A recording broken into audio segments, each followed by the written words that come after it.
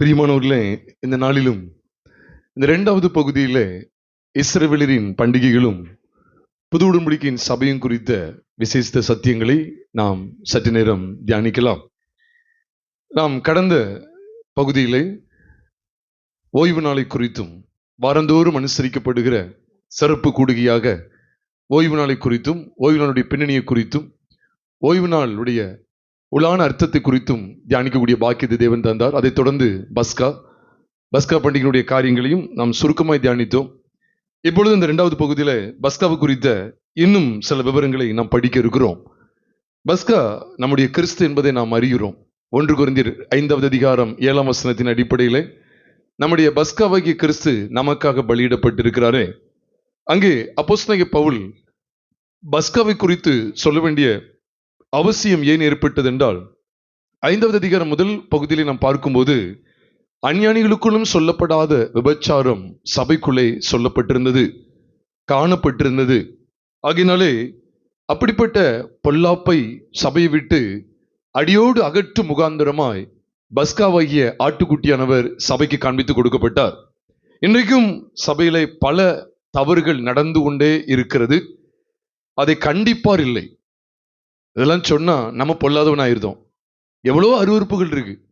அந்த அருவருப்புகள் தாராளமா நடந்து கொண்டு இருக்கிறது. என்ன பெருமை, என்ன போட்டி, என்ன சண்டைகள், என்ன கெட்ட வார்த்தைகள், என்ன இச்சைகள், என்ன விபச்சாரம், என்ன வேசித்தனங்கள் என்ன என்று சொல்லுகிற களவு, பொய் சாட்சி, இப்படி பதவி ஆசை, பண ஆசை, பொருளாசை, இவைகளெல்லாம் மலிந்து கிடக்கிறது. அவைகளை ஒருவரும் கண்டுகொள்ளாதது போல காணப்படுகிறது. அதுவும் தாராளமாய் பெருகி இருக்கிறது. மக்கள் கொஞ்சம் கூட அசைந்தது மாதிரி தெரியல. இதுக்கெல்லாம் காரணம் என்ன அப்படின்னா, அவர்கள் கடமைக்கு ஆலயத்துக்கு போகணும் அப்படிங்கிறதுல துணிவாய் இருக்கிறார்கள். அதுல வைராக்கியம் கொண்டு இருக்கிறார்கள். சர்ச்சுக்கும் எப்படியாவது போயிடணும், அவ்வளவுதான். இதுக்குதான் அவங்க துணிந்து இருக்கிறாங்க. ஏன் பல தவறுகளையும் கண்டும் இது தவறு என்று தெரிந்தும் துணிகரமாய் ஐக்கியப்பட முனைகிறார்கள் என்று சொன்னால், பஸ்காவாகிய ஆட்டுக்குட்டியானவர் அங்கே இல்லாததுதான் காரணம், வேற ஒன்றும் இல்லை. அதனால அப்போஸ்தலனாகிய பவுல் இதை காண்பித்து கொடுக்க பஸ்காவை குறித்த வெளிப்பாட கொரிந்தி சபைக்கு காண்பித்து கொடுக்கும் போது அங்கு ஒரு சீர்படுதல் உண்டானது. ஆகையினால்தான் நாங்களோ சிலுவையில் அறையப்பட்ட கிறிஸ்துவை பிரசங்கிக்கிறோம் என்று அப்போஸ்தலனாகிய பவுல் 1 கொரிந்தியர் 1வது அதிகாரம் 23ஆம் வசனத்திலே பேச முடிந்தது.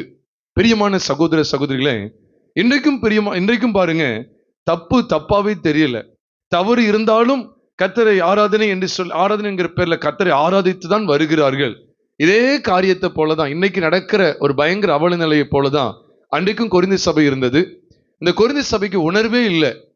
தன் தவற என்ன செய்யல, ஒத்துக்கொள்ளவே இல்லாம, அதை குறித்த உணர்வு இல்லை, அதை குறித்த நடவடிக்கை எதுவும் இல்லாம பாவத்தோடையே வாழ, பாவத்தோடையே ஆராதனை செய்ய, பாவத்தோடையே ஜீவனம் பண்ண அவர்கள் துணிந்து விட்டார்கள். அதுக்காக தான் பஸ்காவுடைய காரியத்தை கொண்டு வந்து அப்போஸ்தலனாகிய பவுல் உள்ளே கிடக்கிறதான புளித்த மாவை களைந்து போடும்படி எச்சரிப்பும் கொடுக்கிறத வேதத்துல நீங்கள் நான் 1 கொரிந்தியர் 5வது அதிகாரத்துல படிக்கிறோம். பிரியமானவர்களே, இந்த பஸ்காவை குறித்த மேற்கொண்டு சில காரியங்கள் உங்களோடு நான் பகிர்ந்து கொள்ளட்டும். இந்த பஸ்காவுடைய விசேஷித்தம் என்ன அப்படின்னு சொன்னா, யாத்திராகமத்தின் புஸ்தகம் 12வது அதிகாரம் 12ஆம் வசனத்துல நாம் பார்க்கும்போது, அவர் நீதியை செலுத்துவார். அதுதான் விசேஷம். பஸ்காவில கர்த்தர் தமது நீதியை வெளிப்படுத்துவார். அதுதான் யாத்திராகமம் 12 கவனிச்சீங்கன்னா, ஆண்டவங்க அதோடைய பின்பகுதியில் சொல்றார், எகிப்து தேவர்கள் மேல் எதை செலுத்துவேன்? நீதியை செலுத்துவேன், நானே கர்த்தர் அப்படின்னு சொல்றார். அவ நீதியை செலுத்துகிறது தான் இந்த பஸ்காவுடைய நோக்கம். அதனாலதான் அந்த பஸ்கா நடைபெறுகிற அந்த சமயத்துல தேவன் தமது நீதியை செலுத்துகிறார். பாருங்க, அதே போலதான் நம்ம கூட கடந்த பகுதியில் கூட நம்ம தியானிச்சோம். 2 கொரிந்தியர் 5வது அதிகாரம் 21ஆம் வசனத்துல, நாம் அவருக்குள் தேவனுடைய நீதியாகும்படிக்கு, தேவனுடைய நீதி பாருங்க, நாம் அவருக்குள் தேவனுடைய நீதியாகும்படிக்கு பாவம் அறியாத அவரை நமக்காக பாவமாக்கினார் என்று 2 கொரிந்தியர் 5வது அதிகாரம் 21ஆம் வசனமாகிய கடைசி வசனத்துல நீங்களும் நானும் வாசிக்கிறோம். அப்ப இதுவும் எதுக்காக காண்பிக்கப்பட்டிருக்கு அப்படின்னு சொன்னா, அவர் நமக்காக பாவமானார். பாவியானார்னு போடல, பாவமானார் அப்படின்னு என்ன அர்த்தம்? அவர் நமக்கான பஸ்கா ஆட்டுக்குட்டி, நமக்காக பலியானார். நம்முடைய ஒட்டுமொத்த பாவங்களையும் சிலுவையில சுமந்து தீர்க்கிற தேவ ஆட்டுக்குட்டி அவர் வெளிப்பட்டார். எதுக்காக? நீங்களும் நானும் அவருக்குள் தேவனுடைய நீதி ஆகும்படிக்கு, பஸ்கானாலே தேவ நீதி அங்கு வெளிப்படுத்தப்படும். அப்ப இந்த வெளிச்சத்தையும் இந்த இஸ்ரவேல் ஜனங்கள் அனுசரித்து வந்ததான பண்டிகை பஸ்கா என்னும் பண்டிகையில நீங்களும் நானும் புது உடன்படிக்கையின் சபையை பார்க்க முடிகிறது. கர்த்தருக்கு நான் மகிமை செலுத்துகிறேன். ஆக இந்த யாத்திரா 12:12 அவர் சொல்லும் போது அதுதான் பார்க்கும். அவர் நீதியை செலுத்துகிறார். இன்னும் சில காரியங்களை பார்ப்போம். 7ஆம் வசனத்துல நான் முன்னமே சொன்னேன். 7ஆம் வசனத்துல அதுல நிலைக்கால்கள் 2லும் நிலையின் மேற்சட்டத்திலும் என்று சொல்லும்போது கொஞ்சம் அந்த உள்ளான பகுதியிலையும், மேற்சட்டம் என்று சொல்லும்போது வெளியரங்கமான பகுதி. அப்ப பஸ்காவுடைய ஆட்டுக்குட்டி அடிக்கப்பட்டு அதனுடைய இரத்தம் பூசப்படுதல் என்பது 2 இடத்துல இங்க காண்பிக்கப்படுகிறது. ஒன்று எங்க? சத்தமா சொல்லுங்க. ஒன்று நிலை கால்கள்ல, அதுக்கப்புறம் மேற்சட்டம் என்று சொல்லும்போது உள்ள புறம்பு அப்படிங்கிற இந்த 2 பகுதி நீங்க கட்டாயமா கவனிக்கணும். ஏதோ பஸ்கான்னு சொல்லிட்டு பாருங்க, நிறைய பேர் கவனிச்சீங்கன்னா அதுல நிறைய பெண்கள் குற்றப்படுத்த நினைச்சிடக்கூடாது. நிறைய பெண்கள் என்னன்னா வீட்டுல இருந்து சமையலே பண்ண மாட்டாங்க. ஆனா என்னது, அங்க உபவாசம் இருக்கு, இங்க உபவாசம் சொல்லி ஓடுவாங்க. குடும்பத்தின் காரியங்களை விட்டுருவாங்க. வீட்டுக்குள்ள நல்லா சண்டை போடுவாங்க. ஆனா வெளியில பார்த்தா அது ஆணும் பெண்ணும் வெளியே பார்த்தா ரொம்ப பவ்யமா ஆவிக்குரியவர்களாய் தங்களை ஆவிக்குரியவர்களாய் காண்பித்துக் கொள்வார்கள். இதுவும் பெரிய தவறு. அதனாலதான் இந்த பஸ்காவை பற்றிய முழு வெளிப்பாடு என்ன அப்படின்னா, உள்ளையும் புறம்பையும் சுத்திகரிப்பு காணப்பட வேண்டும். ரத்தம் பூசல் எதுக்கு அடையாளமா இருக்கு? ரத்தம் சுத்திகரிப்பை காண்பிக்கு. எல்லாத்தையும் காண்பிக்க நமக்கு நேரம் இல்லை. நீங்க தாராளமா இங்க இருந்து மட்டும் இல்லை, நீங்க வீட்டுல வச்சு என்ன செய்யுங்க, இந்த ஒளிபரப்பை தயவுசெய்து நீங்க வீட்டுல தயவுசெய்து கேளுங்க. நிச்சயமா உங்களுக்கு பிரயோஜனமா இருக்கும். அதனாலதான் நம்ம எல்லாருக்கும் தெரியும், லேவியராகமம் 17வது அதிகாரம் 11ஆம் வசனத்தை பார்க்கும்போது, மாம்சத்தின் உயிர் இரத்தத்தில் இருக்கிறது, ஆத்மாவின் பாவத்திற்காக நிவர்த்தி செய்கிறது இரத்தமே அப்படின்னு சொல்லி லேவியராகமத்தின் புஸ்தகம் 17வது அதிகாரம் 11ஆம் வசனத்துல நீங்கள் நானும் பார்க்கிறோம். அது மாத்திரம் இல்ல, எபிரேயர் 9வது அதிகாரம் 22ஆம் வசனத்தை வாசிக்கும் போதும் கூட அங்கேயும் சொல்லப்பட்டிருக்கு, நியாயப்பிரமாணத்துல கொஞ்சம் குறைய எல்லாம் இரத்தத்தினாலே சுத்திகரிக்கப்படும், இரத்த சிந்தல் இல்லாமல் மன்னிப்பு உண்டாகாது. அப்ப இதெல்லாம் எதை வெளிப்படுத்துது? கிறிஸ்துவின் இரத்தத்தினால பாருங்க ஒரு சுத்திகரிப்பு உண்டாகணும், பாவ மன்னிப்பு நிச்சயம் உண்டாகணும். அந்த சுத்திகரிப்பு எவ்விதமா காணப்படணும்? உள்ளேயும் காணப்படணும், வெளியில மேற்சட்டத்திலையும் காணப்பட வேண்டியது, உள்ளான நிலைக்காலையும் காணப்பட வேண்டியது இருக்கு. உள்ளான நிலைக்காலையும் காணப்பட வேண்டியது இருக்கு, மேற்சட்டத்திலையும் காணப்பட வேண்டியது இருக்கு. அப்ப நம்ம கிறிஸ்துவ வாழ்க்கை 2 பகுதியிலையும், அந்தரங்க மற்றும் வெளியரங்க ஆகிய 2 பகுதியிலையுமே எவ்விதமாய் காணப்படணும்? சுத்திகரிக்கப்பட்டவர்கள் என்கிற காரியம் இருக்க வேண்டும். பஸ்காவாகி ஆட்டுக்குட்டியானவரை அந்த காலத்து பிரதான ஆசாரியர்கள், சதுசேயர், பரிசேயர், வேதபாரகர், ஏரோதியர் இவங்க எல்லாரும் நிராகரித்ததுக்கு காரணம் என்ன அப்படின்னா, அவர்கள் வெளியில தான் ஒரு பரிசுத்தமான வாழ்க்கையை வாழ்ந்து வந்தாங்க, பாத்திரத்தின் உட்புறத்தை அவங்க சுத்தமாக்கவே இல்லை. அதனாலதான் வெள்ளையடிக்கப்பட்ட கல்லறைகளே, நீங்கள் பாத்திரத்தின் வெளிப்புறத்தை சுத்தமாக்குறீர்கள், அதன் உட்புறமோ அழுக்கடைந்திருக்குங்கிற விஷயத்தை தேவன் வெளிப்படையா பேசுகிறத மத்திய எழுதின சுவிசேஷம் 23வது அதிகாரத்தின் கடைசி பகுதியில் நீங்கள் நானும் பார்க்க முடியும். பிரியமானவர்களே, இந்த 2 பகுதியுமே நம்ம எப்பவுமே ஞாபகத்துக்கு வைக்கணும். அதனாலதான் நீங்க பாருங்க, இந்த பஸ்காவின் சமயத்துல இந்த 2 விதமான வெளிச்சம் காண்பிக்கப்பட்டுக்கிட்டே இருக்கு. ஏதோ மனுஷனுடைய வெளியரங்கம் மட்டும் இல்ல, பாருங்க உள்ளான விஷயத்திலும் கூட பைபிள் சொல்லுது. நீங்க வேதத்துல வாசிக்கும் போது அதே எபிரேயர் 9வது அதிகாரம் 14வது வசனத்தை வாசிக்கும் போது, நித்திய ஆவியினாலே, நீங்க 13, 14 ரெண்டையும் சேர்த்து பார்த்தாதான் தெரியும். ஏன்னா பழைய உடன்படிக்கையினுடைய சாயல் என்பது, பழைய உடன்படிக்கையினுடைய நியமம் என்பது அது வெளிப்படையான சுத்திகரிப்பை மட்டும் தான் காமிச்சு கொடுக்கு. நீங்க வேணா தாராளமா பார்க்கலாம். எபிரேயர் 9வது அதிகாரம் 13 மற்றும் 14 நம்ம பார்க்கும்போது, காளை, வெள்ளாட்டுக்கடா இவைகளின் இரத்தமும் தீட்டுப்பட்டவர்கள் மேல் தெளிக்கப்பட்ட கடாரியின் சாம்பலும் சரீர சுத்தி உண்டாகும்படி பரிசுத்தப்படுத்துமானால், அப்படிதான் சொல்றாரு. அப்படித்தானே இருக்கு. என்ன சுத்தி உண்டாகும்படி? சரீர சுத்தி. அப்படின்னு என்ன தெரியுமா? வெளிப்பிரகாரமான அந்த வெளி தோட்டத்துல மட்டும் ஒரு சுத்திகரிப்பு. சரீர சுத்தி உண்டாகும்படி பரிசுத்தப்படுத்துமானால், நித்திய ஆவியினாலே தம்மைத்தாமே பழுதற்ற பலியாக தேவனுக்கு ஒப்பு கொடுத்த கிறிஸ்துவனுடைய இரத்தம் ஜீவனுள்ள தேவனுக்கு ஊழியம் செய்யும்படி என்ன செய்தான்? ஜீவனுள்ள தேவனுக்கு ஊழியம் செய்யும்படிக்கு உங்கள் மனசாட்சியை செத்த கிரியைகளை சுத்திகரிப்பது எவ்வளவு நிச்சயம் அப்படின்னு சொல்லி எழுதுகிறார். எதை சுத்திகரிக்கிறதுக்கு? சத்தமா சொல்லுங்க. யாராவது பார்க்க முடியுமா மனசாட்சிய? உள்ளான வெளிப்பாடு பிரியமானோம்ல. உள்ளான இதுல யார் மேலேயும் கஷ்டப்பட்டு, வெளியில வந்து நான் சிரிச்சு பேசி அப்படி இருக்கலாம், இது பழைய ஏற்பாட்டு கிறிஸ்தவம் தான் சொல்லணும். வெளியில வந்து நான் கரெக்டா தான் இருக்கிறேன் அப்படின்னு சொல்லி, ஆனா உள்ளான விஷயத்துல நான் தேவ அன்புல நிறைஞ்சிருக்கிறேனா, தெய்வீக சுபாவங்கள்ல நிறைந்திருக்கிறேனா, அதனாலதான் மனசாட்சியில கை வைக்குது பாருங்க. கிறிஸ்துவின் ரத்தம் எங்க ஊடுருதுன்னு பார்த்தா, ஏதோ வெளியில சும்மா அந்த பழைய ஏற்பாட்டுல மேல இந்த கண்ணில் தெளிச்சேன், இந்த முகத்துல தெளிச்சேன், தலையில தெளிச்சு விட்டான் அப்படின்னு சொல்லி யாத்திராகமம் 24வது அதிகாரம் 7, 8, 9 வாசிக்கும். அதே போல ஏதோ வெளிப்பிரகாரமா தெளிக்கிறது கிடையாது. பலிபீடத்தின் மேல தெளிச்சு விட்டான் அப்படிங்கிற அர்த்தம் இல்ல. இந்த ரத்தம் நமக்காக சிந்தப்பட்ட, கல்வாரியில் சிந்தப்பட்ட ரத்தம் எதுக்குள்ள பாயுது அப்படிங்கன்னா, எதுக்குள்ள ஊடுருவுது அப்படின்னு கேட்டா, it penetrates, அப்படிதான் சொல்றது, it penetrates our own conscience. எதுக்குள்ள போகுதுன்னு பார்த்தா, நம்முடைய சொந்த மனசாட்சிக்குள்ள போயிருது. உள்ள போய் என்ன செய்யுதான், செத்த கிரியைகளை சுத்திகரிக்கு. மனசாட்சி ஒருவரும் பார்க்க முடியாது. நமக்குள்ள நம்ம ஒருத்தர் யாரும் நம்முடைய மனசாட்சியை பார்க்க முடியாது. புது உடன்படிக்கையுடைய விசேஷத்தை பார்த்தீங்களா? இதுதான் அன்னைக்கு நிழலாட்டமா காமிக்கப்படுது. இஸ்ரவேலுடைய பண்டிகை ஆசரிப்பு, பஸ்கா பண்டிகை ஆசரிப்புல தெளிவா காண்பிக்கப்பட்டிருக்கிறது. அது மாத்திரம் அல்ல, அது தொடர்ந்து வரும்போது 8ஆம் வசனத்துல பார்க்கிறோம். யாத்திராகமம் 12:8 அன்று ராத்திரியிலே அதன் மாம்சம் நெருப்பினால் சுட்டு அப்படின்னு சொல்லி சொல்றார். புளிப்பில்லா அப்பத்தோடும் கசப்பான கீரியோடும் அது புசிக்க கிடவர்கள்.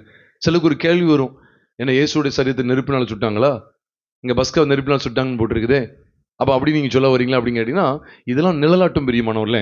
இந்த வசனத்துல இருக்கு, நமக்கு எல்லாருக்கும் தெரியும். எபிரேயர் 13வது அதிகாரம் நீங்க 11, 12, 13 ஆகிய 3 வசனங்களை வாசித்து பாருங்க. பைபிள்ல சொல்லப்பட்டிருக்கு. ஏனென்றால் எந்த மிருகங்களுடைய உடல்கள், எந்த மிருகங்களுடைய ரத்தம் பாவங்களின் நிமித்தமாக பாருங்க பரிசுத்த ஸ்தலத்துக்குள் கொண்டு வரப்படுகிறதோ, அந்த அந்த மிருகங்களுடைய உடல்கள் பாளையத்துக்கு புறமே என்ன செய்யப்படும் பாத்துக்கங்க, சுட்டரிக்கப்படும். ஞாபகம் வச்சுக்கோங்க. அடுத்த வசனம் ஆரம்பிக்கும் போது என்னதான் போட்டிருக்கு பாத்தீங்களா? அந்தபடியே இயேசுவும் தம்முடைய சொந்த இரத்தத்தினால ஜனத்தை பரிசுத்தம் செய்யும்படியாக நகர வாசலுக்கு புறம்பே பாடுபட்டா. அந்தபடியேன்னு இருக்கு. உடனே நம்ம அந்தபடினா எக்ஸாக்டா அப்போ என்னையா அன்னைக்கு மிருகத்தின் உடல்கள் வெளியில பாளையத்துக்கு புறம்பே சுட்டரிக்கப்பட்டதுன்னு இருக்கு. இங்க இவருடைய உடல்கள் என்ன செய்யப்பட்டிருக்கு, ஆணிலால் அடிக்கப்பட்டு தானே இருக்கு. அப்ப அது இது மேட்ச் ஆகுமான்னு நம்ம கேட்கக்கூடாது. ஏன்னா பைபிள் அப்படிதான் இருக்கு. அது ஒரு நிழலாட்டம். அன்னைக்கு சுட்டரிக்கப்படுது, மாம்சம் ஒண்ணு இல்லாம அப்படி ஆகுது. அதே போல இயேசுவானவர் சிலுவையில் ஆணிகளால, அப்படி பார்த்தா எழுத்தின்படி பார்த்தா பழைய ஏற்பாடுல எந்த பலியுமே ஆணிலால் அடிக்கப்படலையே. ஆணியில வச்சு அடிச்சாங்க இல்லையே. அப்போ இதெல்லாம் நமக்கு ஒரு ஞான அர்த்தமா கண்டுபிடிக்கப்படுது. அந்தபடியேன்னு இருக்கு. அப்ப இதை நம்ம விளங்கி கொள்ள வேண்டும். ஆக இங்கே சுட்டரிப்பு அப்படிங்கிறது எதுக்கு அடையாளமா இருக்கு அப்படின்னு சொன்னா, பொதுவா இந்த நெருப்பு சுட்டரிக்கிறது, அதான் நெருப்பு சுட்டரிக்கும். இந்த நெருப்பு அப்படின்னு சொன்னாலே பைபிள்ல என்ன போட்டிருக்கு அப்படின்னு சொன்னா, சுட்டரிப்பின் ஆவின்னு சொல்லியே பைபிள்ல இருக்கு. நம்முடைய ஆவியானவருக்கு ஒரு பெயர் சொன்னா அவர் சுட்டரிப்பின் ஆவியானவர் தான். ஏன்னா நீங்க வேதத்துல ஏசாயாவின் புஸ்தகம் நீங்க அதுல பாருங்க, அவர் 2 விதமா அவர் அறியப்படுறார் பாருங்க. ஏசாயா புஸ்தகம் 4வது அதிகாரத்துக்கு வரும்போது அங்கு இவ்விதமா எழுதப்பட்டிருக்கிறது. ஏசாயா 4வது அதிகாரத்துல 3ஆம் வசனத்தை பாத்தீங்கன்னா, அப்பொழுது ஆண்டவர் சீயோன் குமாரத்திகளின் அழுக்கை கழுவி நியாயத்தின் ஆவியினாலும், அடுத்து என்ன போட்டிருக்கு, சுட்டெரிப்பின் ஆவியினாலும் எருசலேமின் இரத்த பலிகள் அது நடுவில் இருந்து நீக்கி விடும்போது அப்படின்னு சொல்லி சொல்லப்பட்டிருக்கு. அப்ப சுட்டெரிப்பின் ஆவின்னு இருக்குதா இல்லையா? இருக்குது. ஏசாயா 4வது அதிகாரம் 3ஆம் வசனம் சுட்டெரிப்பின் ஆவினே இருக்கு. ஏன் இந்த இடத்துல பரிசுத்த ஆவியானவர் நான் கொண்டு வர வேண்டியது இருக்கு அப்படின்னு கேட்டா, பொதுவா நெருப்பு, இந்த அக்கினி இதெல்லாம் உண்மையிலேயே பரிசுத்த ஆவியானவருக்கு ஒரு விதமான அடையாளம் தான். நம்ம இல்லைன்னு மறுக்கல. அப்ப இந்த சுட்டெரிப்பின் ஆவி அப்படின்னு ஏன் இங்க கொண்டு வர்றார்? ஏன்னா சிலர்களை நியாயத்தின் ஆவி மட்டும் இல்லை, அவனை விசாரிக்கிறது மட்டும் இல்லை, சுட்டெரிப்பு அப்படின்னு சொல்லும்போது சுத்தமா ஒண்ணு இல்லாம ஆக்குறது. இப்ப சிலங்களை பாத்தீங்கன்னா, சில பூச்சிகளை சுட்டெரிக்கலன்னா அது என்ன செஞ்சிடும், காத்து குடிச்சு வந்துடும் சொல்லுவாங்க. செவிட்டு பூச்சி எல்லாம் சொல்லுவாங்க. அதெல்லாம் செவிட்டு பாம்புலாம் என்னன்னு நீங்க எவ்வளவுதான் அடிச்சாலும் திரும்பி வெளியே வந்துடும். ஆனா சுட்டரிச்சுட்டா என்ன செஞ்சிடும், ஒண்ணுமே இல்லாம ஆயிரும். சில முள்ளெல்லாம் பாத்தீங்கன்னா வெட்டி விட்டீங்கன்னா அது வளர்ந்துரும். ஆனா சுட்டரிச்சுட்டா கூடுமான பட்டத்தில் என்ன செய்யாது, அது வளராது. அப்ப ஒட்டுமொத்தமா இந்த பஸ்காவில் நம்முடைய ஒட்டுமொத்த பாவங்களும் நிவர்த்தியாக்கப்படுகிறது. இதைத்தான் காமிக்கிறதுக்காக அந்த மாம்சம், பஸ்கா அடிக்கப்பட்ட அந்த ஆட்டுக்குட்டியினுடைய மாம்சம் நெருப்புனால என்ன செய்யப்படணும், சுட்டரிக்கப்படணும். அப்ப ஏன் இந்த பரிசுத்த ஆவியானவர் இங்க கொண்டு வர, நான் ஏன் இந்த இடத்துல சுட்டெரிப்பின் ஆவி இங்க கொண்டு வர்றேன் அப்படின்னா, சுத்திகரிப்புல சுட்டெரிப்பின் ஆவியானவர் தேவையா? ஆமா. ஏன்னா பஸ்காவை குறித்த காரியத்தை எபேசியர் 1வது அதிகாரம் 13ஆம் வசனத்துல சொல்லும் போது நம்ம எல்லாரும் அடிக்கடி கூட தியானிக்கிற வசனம் தான். எபேசியர் 1வது அதிகாரம் 13ஆம் வசனத்துல சொல்லியிருக்கு, நீங்களும் உங்கள் ரட்சிப்பின் சுவிசேஷமாகிய சத்திய வசனத்தை கேட்டு விசுவாசிகள் ஆன போது, அதான் பஸ்காவாகிய ஆட்டுக்குட்டியை பற்றிக்கிற விசுவாசத்துல நம்ம வரும்போது, விசுவாசிகள் ஆன போது வாக்குத்தத்தம் பண்ணப்பட்ட பரிசுத்த ஆவியால் அவருக்குள் முத்திரை போடப்பட்டீர்கள் என்று சொல்லி நாம் பார்க்கிறோம். அப்போ பரிசுத்த ஆவிக்குள்ள என்ன செய்யப்பட போறோம்? முத்திரை போடப்படுறோம். அப்போ ஒரு மனுஷன் ரட்சிக்கப்படும் போது உண்மையாவே பரிசுத்த ஆவியானவரால் ஆட்கொள்ளப்படுகிறான். பஸ்கவில ஏன் பரிசுத்த ஆவியானவர் வெளிப்படுத்தப்பட்டார் அப்படின்னு கேட்க கூடாது. நெருப்பு குறித்து ஏன் சொல்லியிருக்கு, சுட்டெரிப்பு குறித்து ஏன் இருக்கு அப்படிங்கிறத நம்ம என்ன செய்ய வினாவ கூடாது. ஏன்னா வேதத்துல விதமா தான் இருக்கு. நாம் விசுவாசிகள் ஆகும்போது பரிசுத்த ஆவியானவருக்குள்ள என்ன செய்யப்படுறோம்? முத்திரை போடப்படுகிறோம். அப்ப ரட்சிப்பின் சமயத்திலேயே பரிசுத்த ஆவியானவரால் முத்திரை போடப்படுகிற இடத்துக்குள்ளே நீங்களும் நானும் வந்து விடுகிறோம். ஆண்டவருடைய பரிசுத்த நாமத்துக்கு மகிமை கனம் உண்டாவதாக. அதை தொடர்ந்து நீங்க பாத்தீங்கன்னா இதை எப்படி புசிக்கணும் அப்படின்னு சொல்லும்போது நான் வேகமா இதை சொல்றேன். ஏன்னா அதுக்கு அடுத்த நிறைய பண்டிகைகள் நம்ம பார்க்க வேண்டியது இருக்கு. இந்த யாத்திராமம் 12வது அதிகாரத்துல பாருங்க, இந்த பஸ்காவுடைய நியமத்துல என்னெல்லாம் சொல்லப்பட்டிருக்கு அப்படின்னு கேட்டா பாருங்க, 7ஆம் வசனத்தை பார்த்துட்டோம். அது உள்ளும் புறம்பும் என்கிற இந்த வெளிச்சத்தை நாம் அறிய வேண்டும். உள்ளான பரிசுத்தம் வெளியரங்கமாகவும் பரிசுத்தமா இருக்க வேண்டும். சிலர் இப்படி கூட சொல்லிடுவாங்க, ஆண்டு என் உள்ளத்தை தான் பாக்குறாரு, அதனால எப்படி நான் ட்ரெஸ் உடுத்துவேன் அப்படின்னு கூட சொல்லுவாங்க. ஆண்டு பிரதர் உள்ளத்தை தானே பாக்குறாரு, வெளித்தோட்டத்தை பாக்குறாரு அப்படிங்கிறது வரக்கூடாது. உள்ளும் புறம்பும், உள்ளேயும் வெளியும் என்கிற அந்த அடிப்படையில இந்த பஸ்காவை நாம் சரியாக ஆசரிக்க அழைக்கப்பட்டிருக்கிறோம். பஸ்கா ஆட்டுக்குட்டியை இவ்விதமாக விசுவாசத்தினால் பற்றிக்கொள்ள அழைக்கப்பட்டிருக்கிறோம். 8ஆம் வசனத்தை பார்த்தீங்கன்னா, அன்று ராத்திரியிலே அதன் மாம்சத்தை நெருப்பினால் சுட்டு புளிப்பில்லா அப்பத்தோடும் கசப்பான கீரையோடும் அதை புசிக்க கிடவீர்கள். புளிப்பில்லா அப்பத்தை நான் அதுக்கு அடுத்த பகுதியில் சொல்றேன். ஏன்னா இந்த பஸ்கா பண்டிகையோடு தொடர்ந்து வரக்கூடிய புளிப்பில்லா அப்ப பண்டிகையில நான் அது உங்களோடு புளிப்பில்லா அப்பத்தை உங்களோடு பகிர்ந்து கொள்றேன். ஆனா முதல்ல இதை நம்ம பார்த்துருவோம். கசப்பான கீரையோடு அதை புசிக்க கிடவீர்கள் அப்படின்னு சொல்லி சொல்லப்பட்டிருக்கு. அது என்ன கசப்பான கீரை? சுவையான கீரையை வச்சு புசிக்கலாமே, ஏன் கசப்பான கீரை அப்படின்னு சொன்னா, இந்த கசப்பு அப்படின்னு சொன்னாலே நல்லா ஞாபகிச்சுக்கங்க. பொதுவாக இந்த மன கசந்து அப்படின்னு சொல்லுவாங்க. மன கசப்பு, மனம் கசந்து அப்படின்னு சொல்லுவாங்க. அது வார்த்தை எதுக்காக வந்துச்சு அப்படின்னு சொன்னா, கசப்பு அப்படின்னாலே யாருக்குமே என்ன பிடிக்காது. கசந்து அப்படின்னா உண்மையாவே பாவத்துக்காக மனஸ்தாவப்பட்டு தான் இந்த பஸ்காவை அனுசரிக்க முடியும். சும்மா இயேசுவை ரசிக்கலாம் ரசிக்க முடியாது. அவர் ரசிக்க மாட்டார். தன் பாவங்களை மறைக்கிறவன் வாழ்வுடைய மாட்டான். அவைகள் அறிக்கை செய்து விட்டு விடுகிறவனும் இரக்கம் பெறுவான். நம்ம எல்லாருக்கும் தெரியும், 1 யோவான் 1வது அதிகாரம் 8 மற்றும் 9 வாசிக்கும் போது, நமக்கு பாவம் இல்லை என்போமான நம்மை நாமே வஞ்சிக்கிறவர்கள் இருப்போம், சத்தியம் நமக்குள்ள இராது. இப்ப எனக்கு பாவம் இருக்குன்னு சொன்னா நான் அந்த ஒரு கசப்பான இடத்துக்குள்ள போனது இருக்கு. நான் கசந்து மனம் கசந்து ஆள வேண்டியது இருக்கு. என் உள்ளத்தில் என்ன செய்யணும்னா உடைக்கப்படுதல், கசந்து இந்த இடத்துக்கு நான் வரணும். எப்பவுமே பஸ்காவை அனுசரிக்கிறது சாதாரண கிடையாது. அதனாலதான் அதே 1 யோவான் 1வது அதிகாரம் இந்த 8ஆம் வசனத்தை தொடர்ந்து வருகிற 9ஆம் வசனத்தை நம்ம கவனிப்போமே. ஆனால் வேதம் சொல்லுது, நம்முடைய பாவங்களை நாம் அறிக்கையிட்டால் அப்படின்னு உணர்ந்து நம்ம அறிக்கையிடுவோம்.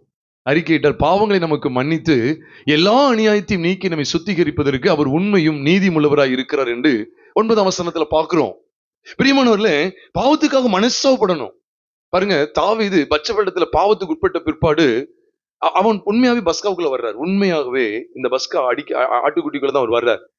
ஏன்னா தன் சொந்த பாவங்களுக்காக மனஸ்தாபப்படுறார். நான் மீறுதல் செய்துட்டேன், தேவரீர் ஒருவருக்கே விரோதமாய் நான் பாவம் செய்து உம்முடைய கண்களுக்கு முன்பாக பொல்லாங்கனதை நடப்பித்தேன் அப்படின்னு சொல்லி சொல்றாரு இல்லையா? சொல்றாரு. சங்கீதம் 51ஆம் சங்கீதத்தின் முதல் துவக்கத்துல சொல்றார். அது தொடர்ந்து அவர் சொல்லும் போது கவனிச்சு பாத்தீங்களா? அவர் தொடர்ந்து சொல்லும் போது அங்கேயும் ஒரு கீரையை குறித்து எழுதுறார். ஒரு விதமான செடியை குறித்து பேசுறார். 7வது வசனம் நினைக்கிறேன், சங்கீதம் 51:7, ஈசோப்பினால் என்னை சுத்திகரியும், அப்பொழுது சுத்தமாவேன், என்னை கழுவியருளும், அப்பொழுது உறைந்த மலையிலும் வெண்மையாவேன் அப்படின்னு சொல்லி 7ஆம் வசனத்துல சொல்றார். அது என்ன, எதுக்கு ஈசோப்பு எடுக்கிறார் அப்படின்னு சொன்னா, நீங்களே பாருங்க. இதே யாத்திராமம் 12வது அதிகாரம் 22ஆம் வசனம் நினைக்கிறேன், அல்ல 22ஆம் வசனத்துல பாத்தீங்கன்னா ஆண்டு சொல்வார், ஈசோப்பு கொழுந்துகளின் கொத்தை எடுத்து கிண்ணியில் இருக்கும் ரத்தத்தில் தோய்த்து அதில் இருக்கும் அந்த ரத்தத்தை வாசல் நிலைக்கால் மேற்சட்டத்திலும் வாசல் நிலைக்கால் 2லும் தெளியுங்கள், விடியற்காலம் வரைக்கும் உங்களில் ஒருவரும் வீட்டு வாசலை விட்டு புறப்பட வேண்டாம். அப்ப யாத்திரம் 12:22 பார்க்கும்போது, சங்கீதம் 51:7 பார்க்கும்போது, ஈசோப்பினால் என்னை சுத்திகரியும், அப்பொழுது நான் சுத்தமாவே. பஸ்கா ஆட்டுக்குட்டியில எது பயன்படுத்தப்பட்டிருக்கு? அந்த ஆட்டுக்குடி ரத்தத்துல எது உள்ள முக்கிய எடுக்கிறாங்க? ஈசோப்பின் கொழுந்து. ஈசோப்பு ஒரு மருந்து செடி, இப்ப கொண்டு வரல, இப்ப அது ஒரு பெரிய ஒரு செய்தியாயிரும். அப்ப ஈசோப்பு எதுக்காக பயன்படுத்தப்பட்டுன்னு கேட்டா, உண்மையிலே சுத்திகரிப்புக்கும் ஒரு பெரிய சங்காரத்திலிருந்து விடுவிக்கப்படுவதற்கும். இந்த பஸ்காவை இதுக்காக தான் பிரியமானவர்களே. ஏன் நான் மனம் கசந்து அழணும்? ஏன் என்னுடைய சொந்த பாவத்துக்காக நான் மனஸ்தாபப்பட்டு? ஒரு உண்மையில கசப்பான அனுபவம் தானே இல்லையா? அந்த கசப்பு தானே, அது என் இருதயத்துல அது ஒரு கசப்பு தானே. ஐயோ, நான் இப்படி ஒரு தவறு செய்துட்டேனே, நான் அவ்வளவு மோசமா நடந்துட்டேனே, பாவத்துக்காக மனஸ்தாபப்பட்டு. இதுதான் உண்மையாவே கசப்பான கீரை. எனக்குள்ளே நான் வியாகுலப்பட வேண்டியது இருக்கு. என் சொந்த பாவங்களுக்காக நான் மனம் கசந்து அழ வேண்டியது இருக்கு. என் சொந்த பாவங்களுக்காக நான் குமுற வேண்டியது இருக்கு. என் சொந்த பாவங்களுக்காக நான் அங்கலாய்க்கணும். அதுதான் உண்மை. ஐயோ நான் பாவி. எப்படி ஒரு ஆயக்காரனை குறித்து வேதத்துல வாசிக்கிறோமே, லூக்கா எழுதின சுவிசேஷம் 18வது அதிகாரம் 12ஆம் வசனத்தை வாசிக்கும் போது, 13ஆம் வசனத்தை நான் வாசிக்கும் போது அங்க சொல்லப்பட்டிருக்க லூக்கா 18:13 எவ்வளவு அழகா சொல்றாரு. ஆயக்காரனும் தன் கண்களை வானத்துக்கு ஏறெடுக்க துணியாமல் பாவியாகி என்மேல் தன் மார்பில் அடித்துக்கொண்டு, பாவியாகி என்மேல் என்ன செய்யும்? மார்பில் அடித்துக் கொள்றான். தன்னுடைய அபாத்திர தன்மையை உணர்றான். ஐயோ நான் பாவிங்கிறத உணர்றான். பாவியாகி என்மேல் கிருபையா மார்பில் அடிச்சுக்கிறான். ஒரு கசப்பான அனுபவத்துக்குள்ள இதுதான், அந்த அனுபவத்துக்குள்ள நான் போக வேண்டியது பிரியமானோம்ல. அதனாலதான் தாவீதுக்கு தெரிஞ்சிச்சு, ஐயோ நான் பாவம் செய்துட்டேன். 2 சாமுவேல் 12:13 சொல்ற நாத்தானை பார்த்து, நான் கர்த்தருக்கு விரோதமாய் பாவம் செய்தேன். உடனே நாத்தான் சொல்ற, கர்த்தர் உன் பாவம் நீங்கும்படி செய்தா, நீ சாகாதபடிக்கு கர்த்தர் உன் பாவம் நீங்க செய்தார். அப்ப கசப்பான அந்த உண்மையாவே என் உள்ள கசந்து, மனம் கசந்து, எப்படி பேதுரு பாருங்க, கர்த்தர் பேதுரு பார்த்த உடனே அவன் மனம் கசந்து அழுதான்னு சொல்லி பார்க்கிறோம். மனம் கசகணும். அந்த அனுபவத்தோட அந்த பஸ்காவை புசிக்க வேண்டும் பிரியமானவர்கள. எதுக்காக தெரியுமா? ஒரே நோக்கம், பிரதானமான நோக்கம், தேவ நீதி வெளிப்படணும். அது ஒரு பகுதி. இன்னொரு பகுதியில பெரிய சங்காரத்துக்கு நீங்களும் நானும் தப்பு வைக்கப்படுறோம். மரணத்துக்கு தப்பு வைக்கப்படுதல். இந்த ரத்தம் பூசப்படாத வீடுகளுக்குள்ள என்னதான் உண்டாயிச்சு? சத்தமா சொல்லுங்க. ஒரு வீடு பாக்கி இல்லாம எல்லா வீட்லயும் என்னதான் கேட்டு, என்ன ஓலம் தான் கேக்கு? மரண ஓலம். இது யாருமே மறுக்க முடியாது. அப்படின்னு அர்த்தம். அதனாலதான் பஸ்கா எவ்வளவு சிறப்பு அனுசரிக்கப்படணும். பஸ்கா பண்டிகையுடைய விசேஷத்தை நான் பார்க்கும்போது உண்மையாவே புதிய ஏற்பாட்டு சத்தியம், புது உடன்படிக்கையின் சபைதான் எனக்கு காமிச்சு கொடுக்கு. நான் பாவத்துக்காக மனஸ்தாபப்பட்டு அவட்ட கிட்டி சேரணும். நம்ம பாவங்களை அறிக்கை செய்யணும். பாவங்களுக்காக மனஸ்தாபப்பட வேண்டியது இருக்கு பாருங்க. அதனாலதான் இயேசுவானவர் இருதயம் கடினம் கொண்ட பரிசேட்டு தான் அந்த ஓமையை சொல்றார். ஒரு மனுஷனுக்கு 2 குமாரர் இருந்தார்கள். ஒருவன் இளையவன், மற்றவன் மூத்தவன். அப்ப இந்த பாகம் பிரிச்சு கொடுக்கறது தெரியும். அவனுக்கு வர பங்கு பிரித்து கொடுக்கிறார். இளையகுமார், அந்த கெட்ட குமார்னு சொல்லுவாங்க. அந்த இளையகுமார் தூரமான இடத்துக்கு போயிட்டு திரும்பி வரும்போது என்ன சொல்றாரு? லூக்கா 15 அதிகாரம் எல்லாருக்கும் தெரியும்.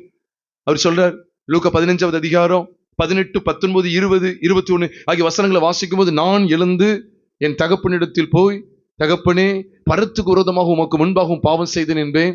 இனிமேல் உம்முடைய குமாரன் சொல்லப்படுறதுக்கு நான் பாத்திரம் அல்ல என்பேன். என்னுடைய கூலிக்காரில், நம்முடைய வேலைக்காரில் ஒருவனாக என்னை சேர்த்துக்கொள்ள சொல்றார். இதான் உண்மையான கசப்பான கீரை. நான் உண்மையிலே இப்படிப்பட்ட ரீதியில மனம் திரும்பி இருக்குன்னா ஆண்டவர் எதுக்காக காமிச்சு கொடுக்காரு? பரிசேனே, நீ என்னென்னமோ அறிஞ்சு வச்சிருக்கிற. போஜனத்தை குறித்து, பானத்தை குறித்து, மாதப்பிறப்பு குறித்து, பண்டிகை குறித்து, ஓய்வு நாளை குறித்து பல பிரமாணங்கள் நீ அறிஞ்சு வச்சிருக்கிற. நீ மேலோட்டமான ஒரு வாழ்க்கை வாழ்ற. உள்ளான விதத்துல இந்த இளையகுமாரனை போல பாவத்துக்காக மனஸ்தாப்படுற இறுதி ஒன்று இருக்குதா? அதுதான் கேட்க வர்ற. நீயும் காணாமல் போன ஆட்டா தானே இருக்கிற, காணாமல் போன குமாரனா தானே இருக்கிற. பாவத்துக்காக மனஸ்தாபப்படுங்கிறத அவங்க வைக்கிறார். ஏன்னா பரிசேட்டு தான் இந்த வேதபார பரிசேட்டு தான் இந்த ஓமியை சொல்ற. நீங்க தாராளமா நீங்க பார்க்கலாம். இந்த லூக்கா 15வது அதிகாரம் ஆரம்பத்தில் துவக்கத்தில் இதை காண்பித்து கொடுக்கிறார். பிரியமானவர்களே, இந்த மனம் கசப்போடு தான் நம்ம என்ன செய்ய வேண்டியது இருக்கு? இதை நாம் ஆசரிக்க வேண்டியது இருக்கிறது.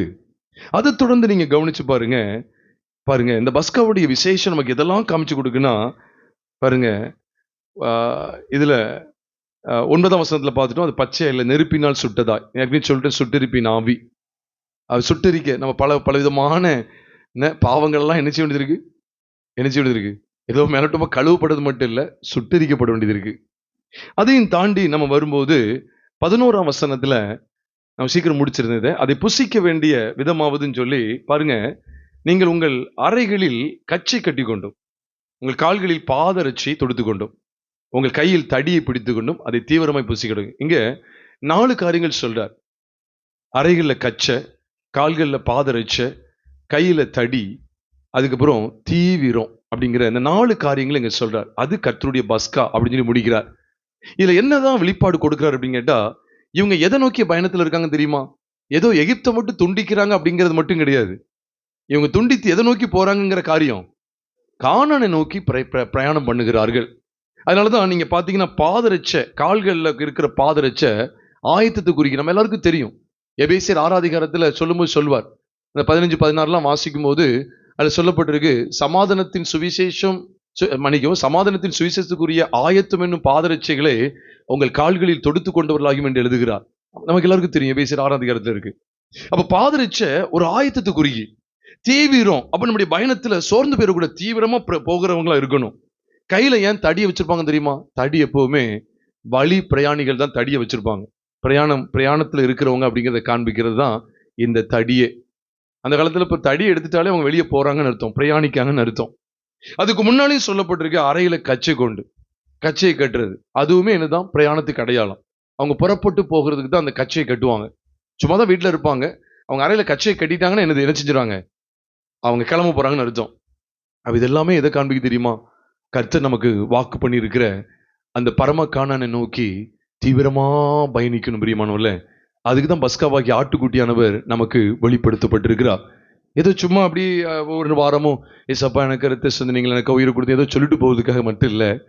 இந்த பாதரிச்சு இதோடு தான் பஸ்கா அனுசரிக்கணும்னா, அப்ப பஸ்கா அனுசரிக்கப்படுதில்ல. நீங்களும் நானும் கற்றுக்கொள்ள வேண்டிய விசேஷித்த பாடங்கள் என்ன? நம்முடைய ஓட்டம் தீவிரமா இருக்க வேண்டும். பரம கானானுக்கு நாம் தீவிரிக்க வேண்டும். சோர்ந்து போயிடக்கூடாது. நம்ம ஏற்கனவே கூட நம்ம தியானிச்சிருக்கிறோம். ஆபிரகாம் ஆண்டு முதல் முறை அழைக்கும் போது ஆபிரகாம் ஆரான்ல இல்ல, காரான் சொல்லப்பட்டிருக்க. அப்போஸ்தலர் 7வது அதிகாரத்தில் சொல்லப்பட்ட அந்த காரான், அதான் அந்த ஆரான். அங்க ஆதியாகமம் 12வது அதிகாரத்துல வருது. ஆபிரகாம் ஆரானை விட்டு புறப்பட்ட போது அவனுக்கு 75 வயதா இருந்துன்னு சொல்லி பாக்குறமே. அவன் முதல் ஆரான்ல இருந்த மாதிரி இல்ல. ஏன்னா ஸ்தேவானுக்கு ஆண்டு வெளிப்படுத்தும் போது அப்போஸ்தலர் 7வது அதிகாரம் முதல் 3 வசனங்களை வாசிக்கும் போது மகிமையின் தேவன் நம்முடைய பிதாவாகிய ஆபிரகாம் மெசொப்பொத்தாமியா நாட்டிலே காரானூரிலே வந்து குடியிருக்கிறதுக்கு முன்னமே மெசொப்பொத்தாமியா நாட்டிலே இருந்தபோது மகிமையின் தேவன் அவனுக்கு தரிசனமாகி போட்டிருக்கா இல்லையா? அப்ப அவன் ஆரானை விட்டு புறப்பட்டதுன்னு சொல்லும் போது அப்ப 2வது அவன் சத்தம் கேட்கிறான். ஆதியாகமம் 12வது அதிகாரத்தை பார்க்கும்போது நமக்கு என்ன தெரியுதுன்னா, ஆபிரகாம் கர்த்தரிடத்திலிருந்து வார்த்தை பெற்றது. ஆதியாகமம் 12வது அதிகாரம் சொல்றது வந்து 2வது தரிசனம் தான், முதல்ல கிடையவே கிடையாது. நான் வசனத்தின் அடிப்படையில் சொல்றேன். ஏன்னா ஸ்தேவானுக்கு ஆண்டு வெளிப்படுத்தும் போது அவன் காரானூருக்கு குடியிருக்கிறதுக்கு முன்னமே மகிமையின் தேவன் அவனுக்கு தரிசனமாகி வான்னு சொல்றார், இங்க போன்னு சொல்றார். முதல் அழைப்புல என்ன சொல்றார்? வான்னு சொல்றார். இதுல என்ன சொல்றார்? நான் காண்பிக்கிற தேசத்துக்கு போ அப்படின்னு சொல்றார். அப்ப எப்ப பேசினாரே தெரியாது. உண்மை என்ன தெரியுமா? அவங்க ஊர் என்கிற கல்தியருடைய பட்டணத்துல தான் குடியிருந்தாங்க. ஆரான்ல ஒன்றும் குடியிருக்கல. ஆபிரகாமுடைய பூர்வ பூமி ஆரானா, அவன் காரான்னு சொல்றாரு. அதெல்லாம் இந்த மொழிபெயர்ப்புல கொஞ்சம் வித்தியாசப்பட்டிருக்கும். குழப்பக்கூடாது. நான் ஏற்கனவே சொல்லியிருக்கேன். சாரிபாத் சரப்தான் இருக்கும், எந்த குழப்பம் வரக்கூடாது. அபிமெலேக்கு இருக்கு, அங்கே அகிமெலேக்குன்னு இருக்கும், எந்த குழப்பம் நமக்கு வேண்டாம். அப்ப நீங்க கவனிங்க. அப்போ இந்த இந்த ஆபிரகாம் ஆரானா பூர்வீகம் இல்லையே, ஊர் என்கிற கல்தியருடைய தேசம். ஆண்டவர் ஆபிரகாம்கிட்ட பேசும்போதும் ஆதி ஞாபகம் வச்சுக்கங்க, ஆதியாகமம் 15வது அதிகாரம் 5 மற்றும் 6 ஆகிய வசனங்களை பார்க்கும்போது, நான் இந்த தேசத்தை உனக்கு உன் சந்ததிக்கும் கொடுக்கும் பொருட்டாக உன்னை ஊர் என்கிற கல்தியருடைய பட்டணத்திலிருந்து அழைத்து வந்த தேவன் நானே அப்படின்னு சொல்றார். கர்த்தர் நானேன்னு சொல்லி சொல்றார். அப்படித்தானே சொல்றார். ஆதியாகமம் 15வது அதிகாரம் எத்தனை 6 7 சொல்றார். 7ஆம் வசனத்தை சொல்றார். ஊர் என்கிற கல்தியருடைய பட்டணத்திலிருந்து அழைத்து வந்த தேவன் நானேன்னு சொல்றார். அப்ப பிரியமானவர்களே, ஊர் வேற ஆரான் வேற. அப்ப ஆண்டவர் அழைப்பு கொடுத்தோன்னே ஆரானை விட்டு புறப்பட்டு போதுதான் இருக்கு. ஊர் என்கிற ஊரை விட்டு புறப்படல. அப்போ முதல் அழைப்ப அப்போ ஸ்தேவான் மூலமா ஆண்டவர் வெளிப்படுத்துறாரு. அவன் ஆரானுக்கு வர்றதுக்கு முன்னாலே ஆண்டவர் அவன் எங்க இருக்கு அப்ப புரியுது உங்களுக்கு? அவன் தேங்கியே போயிட்டான். அப்ப குமாரனை குறித்த வெளிப்பாடு, பஸ்காவை குறித்த வெளிப்பாடு நம்மள என்ன செய்யுதுன்னா, தீவிரமாய் பயணிக்க வைக்கி. தட்டியை பிடிச்சிக்க, அறையில கச்சையை கட்டிக்க, கால்களை பாதரிச்சியை தொடுத்துக்க, தீவிரமா நீ போக வேண்டியவன். என்னையா இது நைட்டு நேரம், நானே அடிமைப்பட்டு இருக்கிறேன், நாளைக்கு என்ன விடுவிப்பாங்களா மாட்டாங்களானே தெரியல, ரத்தத்தை பூச சொல்லி 430 வருஷம் இதா இருக்கு, விடுதலை செய்தியே நாங்க கேட்டது இல்லை. அவ என்ன சொல்றாருன்னா, பஸ்கா உனக்கு எதை நினைவுபட்டுக்கிட்டே இருக்கும் அப்படின்னா, நீ கானானை நோக்கி பயணிக்க தீவிரப்படு தீவிரப்படு தீவிரப்படு. ஏன் இன்னைக்கு வருகை குறித்த செய்தி சபையில இல்ல, பஸ்காவை குறித்த நியமம் சபையில இல்ல, பஸ்காவை குறித்த வெளிப்பாடு சபையில இல்ல, அதனால வருகைக்கும் ஆயத்தப்படல. புரியுதா? பஸ்கா வெளிப்படுத்தப்படுற இடத்துல பரம கானானை குறித்த தீவிரம் காண்பிக்கப்பட்டே ஆக வேண்டும். அதனாலதான் தடி, இந்த பாதரிச்ச, இந்த அறையில கச்ச, இதெல்லாம் தீவிரமாய் புசிக்கணும். ஏன் நம்ம சிலவங்களை பார்த்தீங்கன்னா வீட்டுக்கு வந்தது வராம வேகமா சாப்பிடுவாங்க. ஏன்? ஆபீஸுக்கு வேகமா போகணும், டைம் இல்லை, அதுக்குதான் தீவிரமா புசிக்க சொல்றாரு. தீவிரமா ஒரு ஆளுக்கு வேகமா உட்காந்து அள்ளி சாப்பிடான்னு வச்சுக்கோங்களேன். என்ன இது வேகமா சாப்பிடுறீங்க கேட்டா, அப்படின்னா அதோட அர்த்தம் என்ன? நான் சீக்கிரமா போக வேண்டியது இருக்கு. அதுக்குதான் அவரு சொல்றாரு தீவிரமா புசின்னு சொல்றாரு. ஏன்னா உனக்கு நான் வைத்திருக்கிற பயணம் கானானை நோக்கி. நமக்கு என்ன பயணம்? பரம கானான். பிரியமானவர்களே, பஸ்காவில் தேவன் நமக்கு வெளிப்படையா காண்பிக்கிறது என்ன? கிறிஸ்து ஏதோ ரத்த சும்மா சொல்லிட்டு போக கூடாது.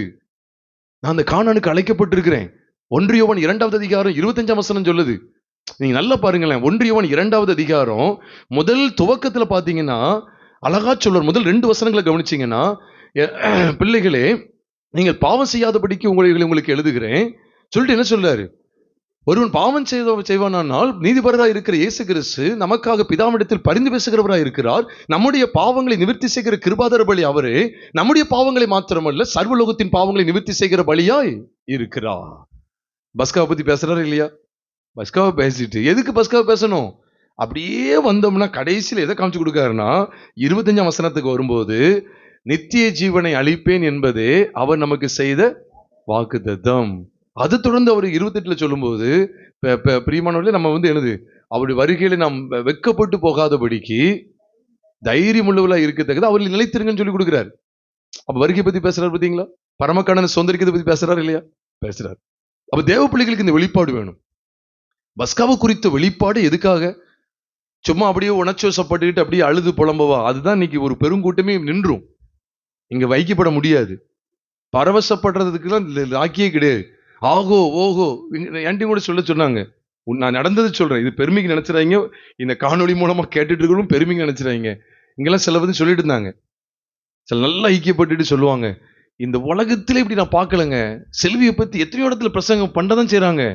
ஆனா பைபிள்ல இருக்கிற அத்தனையிலையும் நீங்க செல்வியை காமிச்சு கொடுக்கீங்களே, இந்த சபை இப்படி நான் எங்கேயுமே நான் பார்க்கல அப்படின்னு சொல்லி பயங்கரமா உற்சாகம் அடைஞ்சவங்க ஓரமா போய் உட்கார்ந்து இருக்கிறாங்க.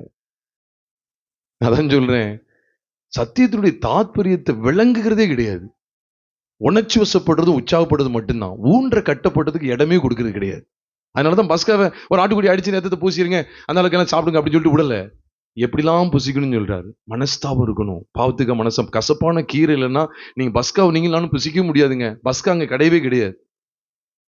இந்த ஒழுங்கெல்லாம் மீறக்கூடாது. அது மட்டும் இல்ல, தடி இந்த கட்சி இதெல்லாம் எதுக்கு காமிக்கிறாரு?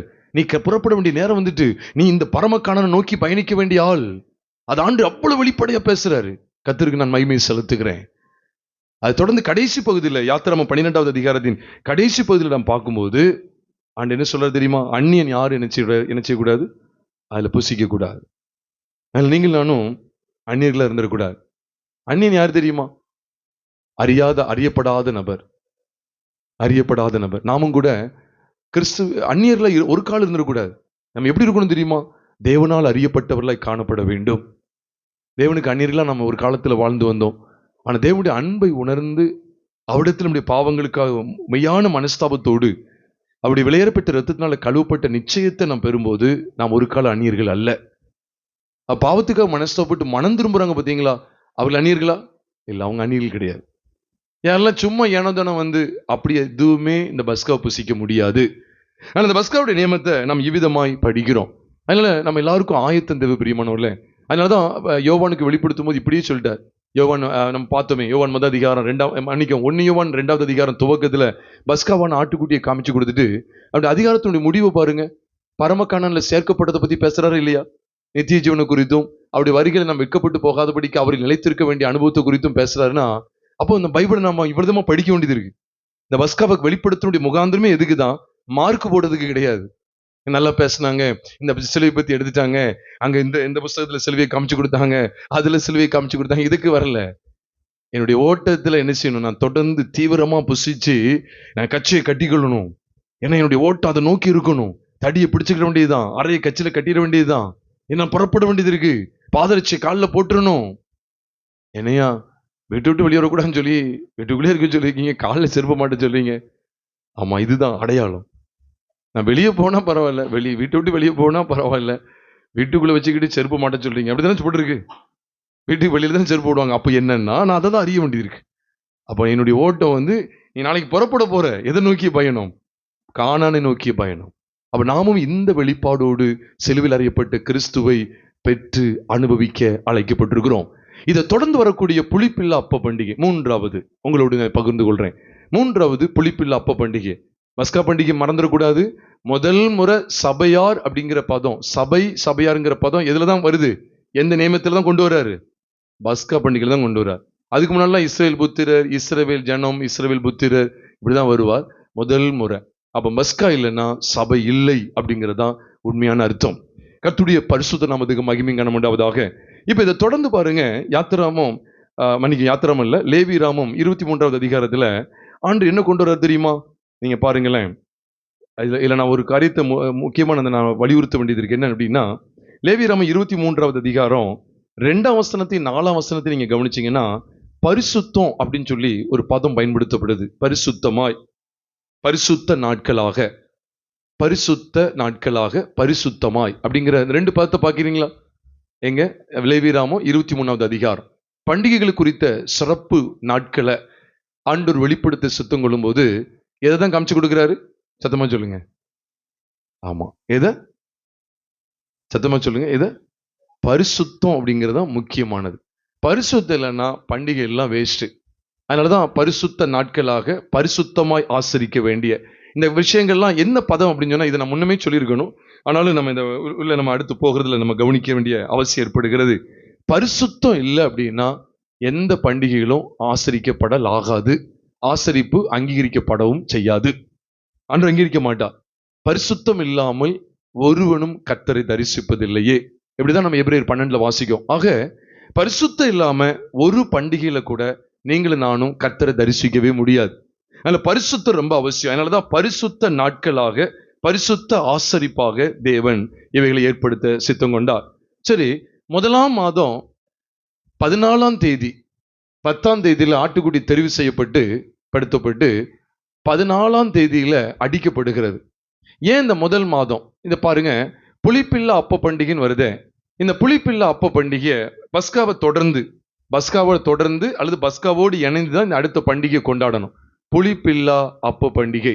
கர்த்தருடைய பரிசுத்த நாமத்துக்கு மகிமை கனம் உண்டாவதாக. இல்ல ஒரு விசேஷம் என்ன தெரியுமா? புளிப்பில்லா அப்பம் அப்படின்னு சொல்லிட்டாலே புளித்த மாவு ஒன்று என்ன செய்யக்கூடாது? இருக்கக்கூடாது. ஆண்டவர் இதே காரியத்தை தான் பஸ்காவு குறித்த நியமத்துல, அதாவது யாத்திரம் 12ஆம் அதிகாரத்துல புளித்தமா ஒன்று கூட உங்க வீட்டில் நினைச்சக்கூடாது, இருக்கக்கூடாதுன்னு சொல்லுவார். அப்படின்னா என்ன அர்த்தம் தெரியுமா? 2 விசேஷத்தை நம்ம விளங்கிடணும். பஸ்காவில் நம்முடைய ஒட்டுமொத்த பாவங்களும் நிவர்த்தியாக்கப்பட்டு என்ன செய்யப்படுது? நாம் மரணத்துக்கு நீங்களாகிறோம். இது ஒரு பாயிண்ட். குமாரனுடைய மரணத்தை காண்பிக்கி. புளிப்பில்லாத அப்ப பண்டிகை எதுக்கு அடையாளமா இருக்கு அப்படின்னா, அவருடைய அடக்கத்துக்கு அடையாளமா இருக்கு. இது 100க்கு 100 உண்மை. இது 100க்கு 100 உண்மை. ஏன்னா பஸ்கா கிறிஸ்துவின் மரணத்தை காண்பிக்கி, புளிப்பில்லா அப்ப பண்டிகை கிறிஸ்துவனுடைய அடக்கத்தை காண்பிக்கிறது. அடக்கம் பண்ணப்படுதல். பாருங்களேன், தேவன் எவ்வளவு அழகா எழுதி வச்சிருக்கிறார் பாருங்க. ஏன்னா நம்முடைய விசுவாசம் அப்படிதான் இருக்கணும். மற்றபடி நம்முடைய விசுவாசம் விருதாவா இருக்கும் தான் வேதம் சொல்லுது. நீங்க 1 கொரிந்தியர் 15வது அதிகாரத்துல 1 கொரிந்தியர் 15வது அதிகாரம் 2, 3, 4, 5 ஆகிய வசனங்களை வாசிக்கும் போது அவர் தெளிவா சொல்வார், நான் உங்களுக்கு பிரசங்கித்த பிரகாரமாய் என்னது நீங்கள் விசுவாசியா விட்டால் உங்களுடைய விசுவாசம் வீணா இருக்குதான் சொல்லி கொடுக்கிறார். 1 கொரிந்தியர் 15வது அதிகாரம் 2ஆம் வசனம், 3ஆம் வசனம், 4ஆம் வசனத்துல அது என்னதான் அடுத்தடுத்து சொல்றார் பாருங்க. நான் அடைந்ததும் பிரதானமாக உங்களுக்கு ஒப்புவித்ததும் என்னவென்றால், கிறிஸ்துவானவர் வேத வாக்கியங்களின்படி, சும்மா மரிச்சார்னு போடல, வேத வாக்கியங்களின்படி நமது பாவங்களுக்காக மரித்து அடக்கம் பண்ணப்பட்டு வேத வாக்கியங்களின்படி 3ஆம் நாள் உயிர் தெழுந்து, அப்படிதான் எழுதுறார். அதுக்கப்புறம் தரிசனமானது காண்பிக்கப்பட்டிருக்கு. அப்ப வேத வாக்கியங்களின்படி மரித்து அதுக்கப்புறம் உயிர் தெழுந்துன்னு போடல, அடக்கம் பண்ணப்பட்டு அதுக்கப்புறம் தான் என்னது? உயிர் தெழுந்து. அப்ப வேத வாக்கியங்களின்படி மரித்து அடக்கம் பண்ணப்படும் சொல்லும்போது, அப்ப இந்த இஸ்ரவேல் ஜனங்கள் அனுசரித்த பண்டிகைகள், இந்த பண்டிகைகள் குறித்த நியமங்கிறது வேத வாக்கியம். அப்படித்தானே? இது ஏதோ அவங்கள சுயமா எடுக்கலையே, சுயமா அனுசரிக்கலையே. இதெல்லாம் வேத வாக்கியம், தேவனுடைய வாக்கியங்கள். இதெல்லாம் அவர் சொல்லதான் அவங்க அனுசரிக்காங்க. அப்ப இந்த வேத வாக்கியங்களின் அடிப்படையில் அப்படி மரணத்தை நம்ம பஸ்காவில பாக்குறோம். இந்த வேத வாக்கியங்கள், பண்டிகைகளை குறித்த வேத வாக்கியங்கள்ல, வேத வாக்கியங்களின்படி அவர் அடக்கம் பண்ணப்பட்டது பார்க்கணுமா வேண்டாமா? பார்க்கணும். இந்த அடக்கம் எதுக்கு புளிப்புள்ள அப்பத்தை அடக்கம்னு சொல்லி சொல்றேன் அப்படின்னா, பிரியமானவர்களே, அந்த காலத்துல புளித்த மாவு அவங்க வீடுகளுக்குள்ள இருந்துச்சு. புளித்தமா அப்படின்னு சொன்னாலே பாவம், புளித்தமானாலே பாவத்தை குறிக்கும். அது விசேஷமா இந்த புளித்தமா அப்படின்னு சொல்லும்போது எதுக்கெல்லாம் அடையாளம் உங்களோடு பகிர்ந்து கொள்றேன். இப்ப பாவங்கள் மன்னிக்கப்பட்டு சுத்திகரிக்கப்படுங்கிறதோடு நம்ம நின்றக்கூடாது. பாவத்தன்மை கொண்ட அந்த பழைய மனுஷன் கிறிஸ்துவோடு கூட அடக்கம் பண்ணப்பட்டிருக்க வேண்டும். அதனாலதான் இந்த பழைய புளித்தமாவை புறம்ப கழித்து போடுங்கள் இருக்கு பார்த்தீங்களா? புறம்பே கழித்து போடுங்கள், புறம்பே கழித்து போடுங்கள் என்பதெல்லாம் எதுக்கு அடையாளமா இருக்கு அப்படிங்கிறத நம்ம பார்த்தோம் அப்படின்னு சொன்னா, இந்த கழித்து போடுவது, புறம்பே கழித்து போடுவது, அதனாலதான் நீங்க பாருங்க, நம்முடைய பழைய மனுஷன் அவரோடு கூட சிலுவையில் அறையப்பட்டது என்று அறிந்திருக்கிறோம்.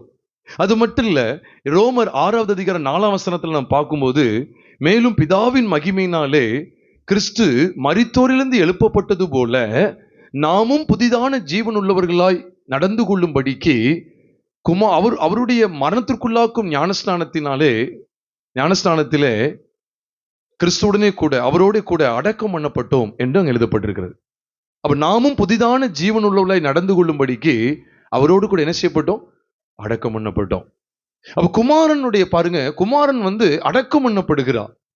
அப்ப அவரோடு கூட நாமும் அடக்கம் பண்ணப்பட்டு விட்டோம். புளித்தோமா அப்படிங்கிறத சொல்லும்போது உண்மையாவே நமக்குள்ள இருக்கிற பாவத்தன்மை இது காண்பிக்கிறது. இது 100% உண்மை. எப்படி சொல்றீங்க அப்படின்னு கேட்டா, புளித்தமா எதுக்கு அடையாளமெல்லாம் இருக்கு அப்படின்னு கேட்டா, 1 கொரிந்தியர் 5வது அதிகாரத்துக்கு வரும்போது, 1 கொரிந்தியர் 5வது அதிகாரத்துல அங்கே 6 மற்றும் 7, 6, 7, 8 இந்த 3 வசனங்களை பார்ப்போம் அப்படின்னு சொன்னா, 1 கொரிந்தியர் 5வது அதிகாரம் 6, 7, 8 ஆகிய 3 வசனங்களை நாம் பார்க்கும்போது, இது எதுக்கு அடையாளமா இருக்கு தெரியுமா? பாவத்துக்கு அடையாளமா இருக்கு. ஏன்னா அஞ்ஞானிகளுக்குள்ள சொல்லப்படாத உபச்சாரம் சொல்லி பவுல் புளித்தமாவை குறித்து பேசுறார். கொஞ்சம் புளித்தமா பிசைந்தமா முழுவதையும் புளிப்பாக்கும் என்று அறியீர்களா அப்படின்னு சொல்லி 6ஆம் வசனத்துல கேட்கிறார். அப்படித்தானே கேட்கிறார். நீங்கள் மேன்மை பாராட்டுகிறது நல்லதல்ல, கொஞ்சம் புளித்தமா பிசைந்தமா முழுவதையும் புளிப்பாக்கும் என்று அறியீர்களா. ஏன் இந்த இடத்துல கொஞ்சம் புளித்தமான்னு சொல்றார்? புளித்தமா அப்படின்னு சொன்னா பாருங்க, பாவத்தன்மை கொண்டு ஒரு மனுஷனோட தான் அவங்க வாழ்ந்துட்டு இருக்காங்க. ஒரு முழு மனுஷனை தான் காமிச்சு கொடுக்கார். புளித்தமா பாவ மனுஷன். நம்ம போய் சும்மா சொல்லல, இருக்கிறது அப்படி சொல்றேன். ஏன்னா வசனத்திலே சொல்லிட்டார், பாவத்தை பெற்றிருக்கிற ஒரு மனுஷன் நடமாடிக்கிட்டே இருக்கான். அந்த மனுஷனை புறம்ப தள்ள மாட்டுக்காங்க. புளித்தமா, இதான் புளித்தமா. பாவம் மட்டும் இல்ல, பாவத்தை செய்த அந்த மனுஷனே உள்ள நடமாடிக்கிட்டு இருக்கான் சபைக்குள்ள. பாருங்க, இப்படிதான் நினைக்க வேண்டியது. இது சபை, இந்த சபைக்குள்ள, இந்த கொரிந்தி சபைக்குள்ள இப்படிதான் சொல்ல வேண்டியது. இந்த கொரிந்தி சபைக்குள்ள ஒரு மனுஷன், ஒரு பழைய மனுஷன் என்ன செஞ்சுட்டு இருக்கான்? பழைய மனுஷ சுபாவம் கொண்ட, ஜென்ம சுபாவத்தை கொண்ட ஆதாம் என்கிற இந்த பழைய மனுஷன் உலாவி கொண்டுதான் வந்துகிட்டு இருக்கான். இவனை யாரும் சற்றும் கவனிக்கிறது கிடையாது. இவனை அகற்ற வேண்டிய நடவடிக்கை எடுக்கிறதே இல்லை. இப்ப அகற்ற வேண்டிய நடவடிக்கையை புளித்தமான்னு சொல்லி காமிச்சு கொடுக்கிறார். அப்ப புளித்தமாவை நீங்க புறம்பை கழித்து போடணும். அப்ப இந்த மனுஷனை நீ புறம்ப தள்ளணும்னு சொல்றார். அப்ப இந்த மனுஷன் யாரா இருக்கிறான் அப்படின்னு கேட்ட, அவனுடைய ஒட்டுமொத்த உருவம் எப்படி இருக்குன்னா, அவன் தப்பு செஞ்சுக்கிட்டே தான் இருக்கான், உள்ளே கிடக்கான். இந்த மனுஷனை நீக்கணும். இப்போ அதனாலதான் நம்முடைய பழைய மனுஷன் அவரோடு கூட சிலுவையில் அறையப்பட்டிருக்கிறான். நாம் கிறிஸ்துவுடனே கூட அடக்கம் பண்ணப்பட்டோம் என்று வேதம் சொல்லுது. அப்ப இது புறம்பே கழித்து போடப்பட வேண்டியது. புறம்பே கழித்து போடப்பட வேண்டியது. குமாரன் பாருங்க, சிலுவையில் நம்முடைய பாவங்களை சுமந்து தீர்க்கிறவரா இருக்கிறார். ஆனா புறம்ப கழித்து போடுறது எங்கதான் வருதுன்னு கேட்டா, அவர் அடக்கத்துல கம்ப்ளீட்டா மூடிடுறார். புறம்பே கழித்து போடுறார். கர்த்தருடைய பரிசுத்த நாமத்துக்கு மகிமை கனம் உண்டாவதாக. குப்பையை வீட்டுக்குள்ள வச்சிருக்கிற வரைக்கும் நம்ம ஓரமா கூட்டி தான் வச்சிருக்கேன்னு சொல்லிட்டு இருக்கலாம். ஆனா அதனுடைய நாற்றத்துக்குள்ளதான் நம்ம இருப்போம். என்னைக்கு ஒரு குழியை தோண்டி புதைக்கிறோமோ, அன்னையோடு அதனுடைய நாற்றம், அதனுடைய காரியங்கள் எல்லாத்துக்கும் முடிவு உண்டாயிரும். அதனாலதான் பவுல் கேட்கிறார், ஒருத்தர் உள்ள நடமாடிட்டே இருக்கான சபைக்குள்ள. அதே மாதிரி தான் நம்மகிட்டையும் கேட்கிறார். அது பொதுவான சபை, இது தனிப்பட்ட சபை. இந்த சபைக்குள்ள ஒருத்தர் உலாவிக்கிட்டே இருக்கான். ஆதாம் என்கிற பழைய மனுஷன் ஒரு விதமான பாவ செயல்களோடு உலாவிக்கிட்டு இருக்கான். நீ கண்டுகிடாம இருக்கிறியே, இந்த புளித்த மாவை நீ கலைத்து போட வேண்டாமா அப்படின்னு கேட்கிறார். புளித்த மாவு அப்படின்னு சொல்லும்போது 2 அர்த்தத்தை கொண்டது. ஒண்ணு, இந்த பழைய மனுஷன். இன்னொரு எதுக்கு அடையாளம் தெரியுமா? கள்ள உபதேசத்துக்கு அடையாளம். எல்லாத்துக்கும் நான் வசன ஆதாரம் சொல்றேன். எப்படி 1 கொரிந்தியர் 5வது அதிகாரத்துல புளித்தமா ஒரு பாவத்துக்கும் பாவ மனுஷனுக்கும் அடையாளமா இருக்குதோ, அதே போல தப்பறையான கள்ள உபதேசத்துக்கு அடையாளமா இந்த புளித்தமா இருக்குது. எங்க இருக்கு? கலாத்தியர் நிருபத்தை கவனிச்சீங்கன்னா, கலாத்தியர் 5வது அதிகாரம் 9ஆம் வசனத்தை நீங்க பாத்தீங்கன்னா, புளித்தமா, கொஞ்சம் புளித்தமா, அதாவது புளிப்புள்ள கொஞ்சம் மாவானது பிசைந்த மாவு அனைத்தையும் ஒப்பு பண்ணும் அப்படின்னு பைபிள்ல இருக்குதா இல்லை? நீங்களே பார்க்கலாம். எங்க கலாத்தியர் 5வது அதிகாரம் 9ஆம் வசனத்தை பாருங்க. என்ன செய்யுமா? புளிப்புள்ள கொஞ்சம் மாவானது பிசைந்த மாவு அனைத்தையும் உப்பு பண்ணும். அதுக்கு முந்தின வசனத்தை 8ஆம் வசனத்தை வாசிருங்க. இந்த போதனை உங்களை அழைத்தவரால் உண்டானதல்ல. அதுக்கு மேலாம் விருத்த சேதனத்தை பத்தி பேசிட்டே இருக்காரு. அப்போ இந்த சபைக்கு இந்த சபை நல்ல ஆவியில் ஆரம்பம் பண்ணி தான் நடந்துட்டு இருந்துச்சு. இந்த சபைக்குள்ள விருத்த சேதனங்கிற ஒரு எழுத்தின்படி விருத்த சேதனம் பண்ணணும் அப்படின்னு சொல்லி ஒரு நூதனமான துருபதேசம் உள்ள வந்துட்டு, நூதனமான உபதேசம் உள்ள வருது. அப்ப பவுல் கண்டிக்கிறார்.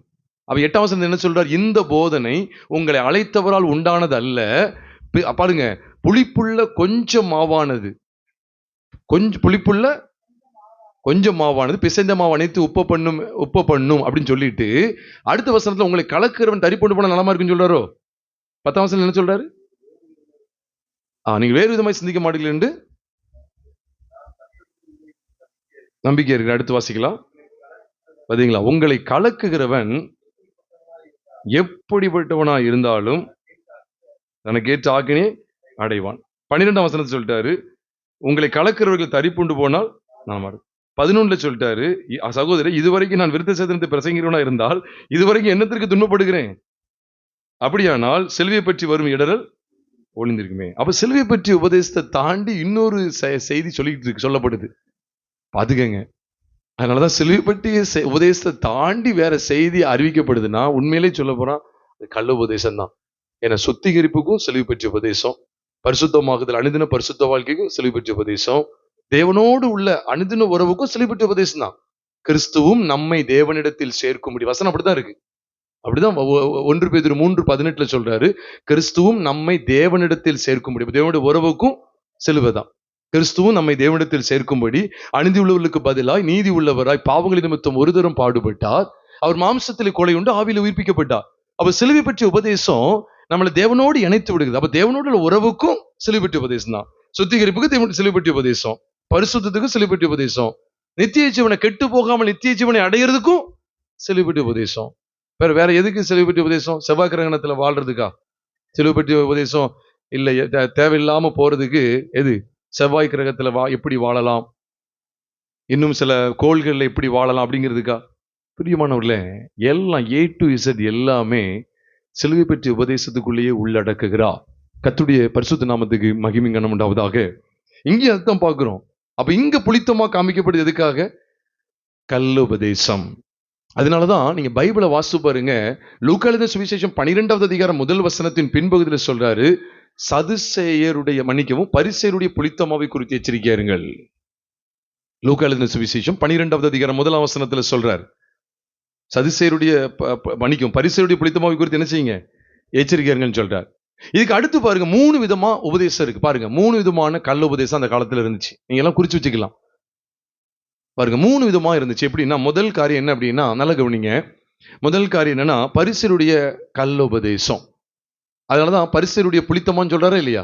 புளித்தமாவை குறித்து எச்சரிக்கையாருங்கன்னு சொல்றாரு. இதுல லூக்கா 12:1.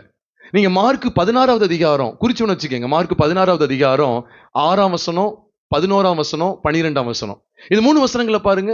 பரிசேயருடைய சதுசேயருடைய புளித்தமாவை குறித்து எச்சரிக்கையாருங்கன்னு சொல்றாரு இல்லையா? சொல்றாரு. நீங்க தாராளமா பார்க்கலாம் பைபிள்ல. பரிசேயருடைய சதுசேயருடைய. அப்ப 2வது சதுசேயருடைய உபதேசம் வருதா இல்லையா?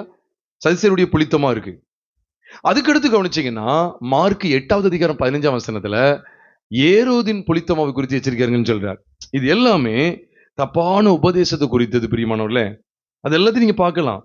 ஏன்னா நீங்க மத்தேயு 16வது அதிகாரத்துல நீங்க பாருங்க 6ஆம் வசனத்தை பாத்தீங்கன்னா, பரிசேயர் சதுசேயர் மேல் புளித்தமாவை குறித்து எச்சரிக்கையாருங்கன்னு சொன்ன உடனே நம்ம அப்பங்களை கொண்டு வரனால இப்படி சொல்றாருன்னு நினைச்சுக்கிட்டாங்க. அப்புறம் தான் 11ஆம் வசனத்துல விளக்கம் கொடுக்காரு. 11:12.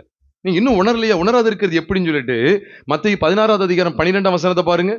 அப்பொழுது அவர் அப்பத்தின் புளித்தமாவை குறித்து எச்சரிக்கையா இருக்க வேண்டும் என்று சொல்லாமல் பரிசேயர் சதுசேயர் என்பவர்களின், சத்தமா சொல்லுங்க, உபதேசத்தை குறித்தே அப்படி சொன்னார் என்று அறிந்து கொண்டார்கள். இதுக்கப்புறம் தான் கேட்கிறார், என்ன ஜனங்கள் யாருன்னு சொல்றாங்க கேட்டுட்டுதான் சபையை குறித்து வெளிப்பாடு வருது. அப்ப உங்களுக்கு புரியுதா? அப்ப இதெல்லாம் அகற்றப்படணும்.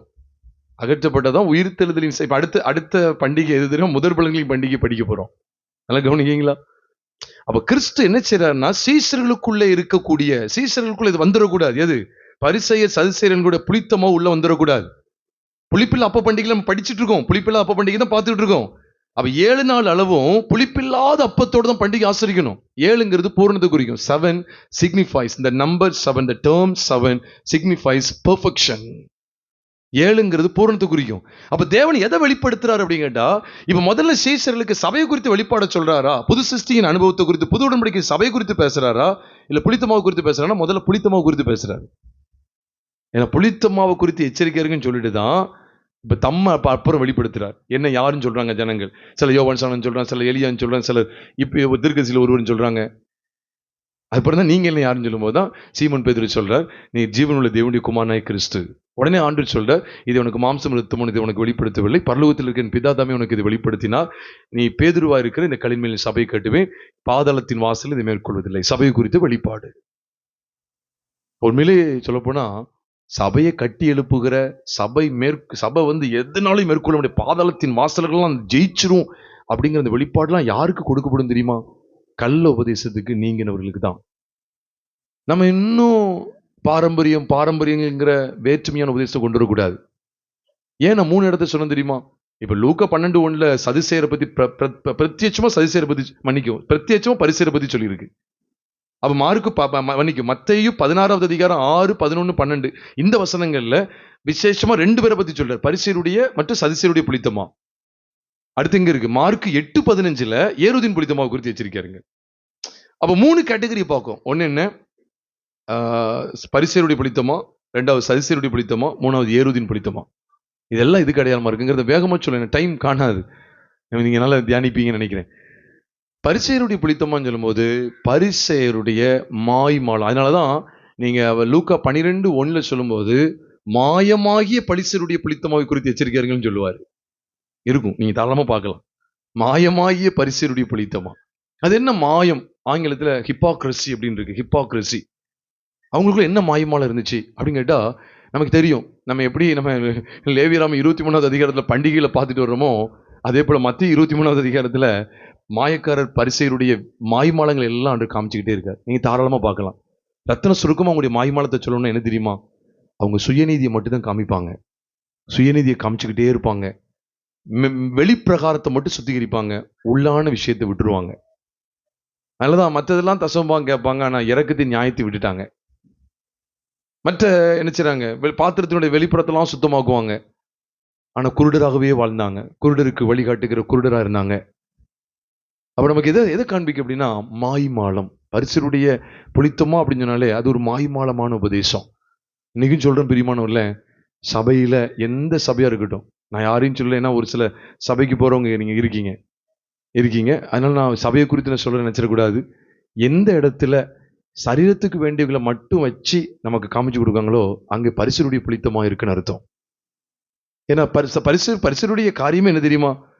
அவங்க எல்லாமே வெளிப்பிரகாரத்தை மட்டும்தான் அவங்க உயர்த்தி பிடிப்பாங்க. வெளிப்பிரகாரத்தில் உள்ள காரியங்கள், சரீரத்து பிரகார காரியங்களை மட்டும்தான் உயர்வா மதிப்பிட்டு அதுக்காகவே அவங்க மத தலைவர்களா இருந்தாங்களே ஒழிய, அதுக்காகவே மதத்தை ஓங்கி உயர்த்தி பிடிச்சாங்களே ஒழிய, உள்ளான பரிசுத்தத்துக்கு அவங்க இடம் கொடுக்கவே இல்லை. அப்ப நல்லா ஞாபகம் வச்சுக்கோங்க. எந்த இடத்துல நான் உடனே சபையை விட்டு இன்னொரு சபைக்கு வரணும் அப்படிங்கிறதுக்காக சொல்லலை. நம்ம எந்த செய்தியும் கேட்கலாம், ஆனா எந்த செய்தி உள்ளான பரிசுத்தத்துக்கு நேரா நம்மளை நடத்தலையோ அது உண்மையிலே பரிசருடைய புளித்தமாதான். எந்த சந்தேகமும் கிடையாது. அது குருட்டாட்டம் தான். நீங்க தாராளமா எடுக்கலாம். ஏன்னா பரிசேயருடைய அடையாளங்கள் எல்லாம் நீங்க பைபிளை வாசித்து பாருங்க. நான் நினைக்கிறேன் நல்ல ஒரு மதிப்புக்குரிய சகரியப்புடன் அவர்கள், நான் அதை முழுமையா வாசதே கிடையாது, ஆனா அவர்கள் பரிசேயருடைய 50 அடையாளங்கள் சொல்லி எழுதியிருப்பாங்கன்னு நினைக்கிறேன். 50 தானே? 50 அடையாளங்கள் அப்படின்னு சொல்லி எழுதியிருப்பாங்க. நான் உண்மையில முழுமையான வாசது கிடையாது, நம்மளால நான் பார்த்த ஞாபகம் இருக்கு. ஆனா அதுல நல்லா எழுதியிருப்பாங்கன்னு நான் நினைக்கிறேன். அவங்க எப்படிலாம் நடப்பாங்கன்னு பார்த்து பாருங்க. அது ஒட்டுமொத்தமா சொல்லட்டா, சுயநீதியும் மாய்மாலமான தோற்றமும், அவ்வளவுதான். இந்த 2 தவிர நீங்க வெளியே வேற எதையும் பார்க்க முடியாது. நான் அப்படிதான் நினைக்கிறேன். வெளிப்பிரகாரத்தை மட்டும்தான் முக்கியப்படுத்துவாங்க. வெளியில அதை செய்யணும் இதை செய்யணும், வெளியில மேனாமினிக்கு அப்படியே சுத்தணும், இப்படிதான் அவங்க செய்வாங்க. அப்ப இன்னைக்கு உனக்கு கார் வருது, பங்களா வருது, உனக்கு இடம் தர்றாரு, இந்த வெளிப்பிரகாரமான சரீர பிரகாரமான காரியங்களை மட்டுமே பிரசங்கத்துல கொண்டு வந்து உள்ளான மனுஷனுக்கு வேண்டிய பரிசுத்தம், சுத்திகரிப்பு, தேவனுக்கு பயந்து நடப்பது, சிந்தையில பரிசுத்தம், கண்களில பரிசுத்தம், உள்ளான உணர்வுகள்ல பரிசுத்தங்கிறதெல்லாம் மறைக்கப்படுது அப்படின்னு சொன்னா நீங்கள் நானும் பரிசருடைய புளித்தமாவிலே சிக்கி இருக்கிறோம்னு அர்த்தம். நீங்க ஏதோ புளித்தமா அப்போன்னு நினைச்சிட்டு கூடாது. சீஷர்கள் அப்படிதான் நினைச்சுக்கிட்டு இருந்தாங்க. ஆண்டு சொல்ல உபதேசங்கிறத பின்புதான் அறிஞ்சுக்கிட்டாங்க. அதனாலதான் பவுல் புளித்தமாவை குறித்து கலத்தி சபை எச்சரிக்கும் போது, இது உங்களை அழைத்தவரால் உண்டான இந்த போதனை உங்களை அழைத்தவரால் உண்டான போதனை அல்ல, இந்த போதனை உங்களை அழைத்தவரால் உண்டானது அல்லன்னு சொல்லி கொடுத்தாங்க. அப்ப அது என்ன செய்ய தெரியுமா? நம்மளை கலக்குது. அதான் உங்களை கலக்குகிறவன் தரிப்புண்டு போனா நலமா இருக்குன்னு எடுத்து தெரியுமா? He must be cut off அப்படின்னு சொல்லி சொல்றார். அவன் செத்து போயிட்டுன்னு சொல்றார், செத்து தொலையட்டும் அப்படின்னு சொல்றார். உபதேசத்தை குறித்து எவ்வளவு கவனமா இருக்காரு தெரியுமா? நீ நிறைய நேரங்கள்ல இந்த உபதேசத்தை கண்டித்து கொண்டா உடனே பிரதர் நீங்க அன்பா இருக்க வேண்டாமா அப்படின்னு கேட்காங்க. நான் உண்மையிலே சொல்றேன், நீங்க எல்லா விஷயத்திலும் அன்பா தான் இருக்கணும். உபதேசங்கிற ரீதியில வரும்போது ஸ்ட்ரிக்டா நிக்கணும். இதுல நீ அன்பெல்லாம் நீங்க காமிச்சிட்டு கூடாது. அப்படிதான் மாய்மாலான உபதேசம் கொண்டு வருவாங்க. ஜெகோவா விட்னஸ் அப்படிங்கிற ஒரு மாய்மாலமான உபதேசம் உள்ள வரும். நீங்க ஆன்னு வாய் பிளந்துட்டு வாங்க அன்பா தான் இருக்க சொல்லியிருக்காரு, வாங்க வாங்க அவங்களுக்கு காய் போட்டு கொடுத்து அவங்களை சாப்பிட வச்சு உங்க உபதேசம் நான் ஏத்துக்கிறேன்னு சொல்லி அவங்களுக்கு முன்னாடி அன்பை காமிக்கிறதா? இல்லை, ஸ்ட்ரிக்டா இருக்கணும். இல்லை நீங்க உங்களை நான் வேண்டாங்க, வீட்டுக்கு வராதீங்க, தயவுசு வராதீங்க, இந்த உபதேசம் நாங்க ஏத்துக்கிட மாட்டோம், தைரியமா சொல்லணும். பிரதர் நீங்க அன்பா இருக்கணும், நீங்க உபதேசத்தை கடிந்து கொள்றீங்க, நீங்க வெளிப்பிரகாரமான நீங்க மற்ற ஊழியர்களை குற்றப்படுத்த. நான் சொல்றேன், அன்பை குறித்து எவ்வளவு நேர்த்தியா யோவான் அப்போஸ்தலன் காமிச்சு கொடுக்காரு. அவரை மாதிரி அன்பை காமிச்சு கொடுத்தது வேற யாரும் இருக்க முடியாது. அப்படி வேற எந்த அப்போஸ்தலனும் இருக்க முடியாது, பவுல் உட்பட அப்படி சொல்லலாம். அந்த அளவுக்கு அன்பு அவ்வளவு விவரமா சூப்பரா பேசுறவரு. 2வது நிருபத்துக்கு வரும்போது கிறிஸ்துவின் உபதேசத்தை இல்லாம வேறொரு உபதேசத்தை யாராவது கொண்டு வந்தான்னா அவனுக்கு வாழ்த்து கூட சொல்லக்கூடாதுன்னு சொல்றாரு. அவனை வீட்டுல அங்கீகரிக்காத அப்படி அவனுக்கு வாழ்த்துதல் சொல்லுகிறவனும் அவனுடைய துர்க்கிரியைகளுக்கு பங்குள்ளவனா இருக்கிறான்னு சொல்லி கொடுக்குறாரு. ஓ, அன்பை பத்தி பேசிட்டு இருந்தாரு, இப்ப எப்படி சொல்றாரு? அவனுக்கு வாழ்த்து கூட சொல்ல என்ன அர்த்தம்? நடைமுறைக்கு கொண்டு வருவோமே. இப்படி வர்றாங்க, ஒரு வாழ்த்துன்னு சொல்லக்கூடாது, பிரைஸ் அல்லாட் ஒன்னும் சொல்ல வேண்டாம், ஸ்தோத்திரம் பிரைஸ் அல்லாட் எதுவும் சொல்லக்கூடாது, வேண்டாங்க நான் போயிட்டு வரேன் அப்படின்னு சொல்லி போயிட வேண்டியதுதான். வாழ்த்து கூட சொல்லாத. அப்படி வாழ்த்துதல் சொல்லுகிறவனும் அவனுடைய துர்க்கிரியைகளுக்கு என்னதான் இருக்கிறானா? பங்குள்ளவனா இருக்கிறான். அவனை வீட்டுல ஏத்தாதான் சொல்றாரு. யாரு? அன்பை குறித்து பேசுற யோவான் தான். அன்பை குறித்து பேசுற யோவான் அப்போஸ்தலன் சொல்றாரு, நீங்க அன்பு அன்பு நினைச்சுக்கிட்டு இருக்க வேண்டியதுதான். அது ஒரு பகுதி, உண்மைதான், இல்லைன்னு இல்லை. உபதேச ரீதின்னு வரும்போது கண்டிப்புள்ளவங்கள இருந்துதான் ஆகணும். பைபிள் அப்படிதான் சொல்லுது. நீங்க எல்லா செய்தியும் கேட்காதீங்க, எல்லா இதுக்கு இடம் கொடுக்காதீங்க. உபதேச ரீதியில வரும்போது எவ்வளவு கண்டிப்புள்ளவராக இருக்காரு பார்த்தீங்களா? கண்ட சகோதரனிடத்தில் அன்பு கூறாதவன் காணாத தேவனிடத்தில் எப்படி அன்பு கூறுவான்னு சொல்றாரு. ஆனா உபதேச ரீதியில வரும்போது அவனை வீட்டிலேயே ஏத்துக்கிடான்னு சொல்றாரு, வீட்டுக்குள்ள விடாத. அப்படின்னு என்ன அர்த்தம்? நடைமுறை கொண்டு வந்தா கதவு பூட்டிரு, உள்ள விடாத, வீட்டுக்குள்ள விடாத. ஏன் நீங்க அன்பை பத்தி எல்லாம் பேசுறீங்களா? அப்ப அன்பு செலுத்தணும்ல அவருக்கு. கள்ள உபதேசமார்கள்ட்ட நீ அதை கொண்டு வரக்கூடாது. அதுக்கு அதான் சொல்றேன், வசனத்தை தெளிவா பார்க்கணும். அது இருவரும் கருக்குள்ள பட்டயம், அது இங்கிட்டும் விட்டும் இங்கிட்டும் விட்டும். நம்ம இங்கிட்டு மட்டுமே பார்த்துட்டு கூடாது. நீங்க சுதாரிக்கலன்னா இங்கிட்டும் வெட்டும் அது. அதனாலதான் ரொம்ப கவனமா ஜாக்கிரதையா வேதத்தை கையாளணும். அது மட்டும் இல்ல, சதுசருடைய உபதேசம் என்ன தெரியுமா? உயிர்த்தெழுதல் இல்லைன்னு சொல்லுவாங்க. உயிர்த்தெழுதல் இல்லை என்று சாதிக்கிற சதுசேர் இடத்துல வர்றாங்க. நான் நினைக்கிறேன் மார்க் 12:18 நினைக்கிறேன், அதுல சொல்லப்பட்டிருக்கும். நீங்க வேணா பாருங்க, அதுல இருக்குதா? மார்க் 12:18 கொஞ்சம் உயிர்த்தெழுதல் இல்லை என்று சாதிக்கிற சதுசேர் அவரிடத்தில் வந்து அப்படின்னு இருக்கு. அப்போ சதுசேருக்கு ஒரு உபதேசம் இருந்துச்சு, உயிர்த்தெழுதல் கிடையாதுன்னு சொன்னாங்க. அப்ப நமக்கு நிச்சயம் இருக்கணும். பாருங்க, ஆண்டவர் தீமோத்தேயுக்கு சொல்லும்போது 2 தீமோத்தேயு 2வது அதிகாரத்துல பேசும்போது சொல்றாரு பாருங்க, சிலர் உயிர்த்தெழுதல் இல்லை என்று சொல்லி விசுவாசத்தை கவிழ்த்து போடுறாங்க பாருங்க. அநேகரை கவிழ்த்து போடுறாங்களாம்.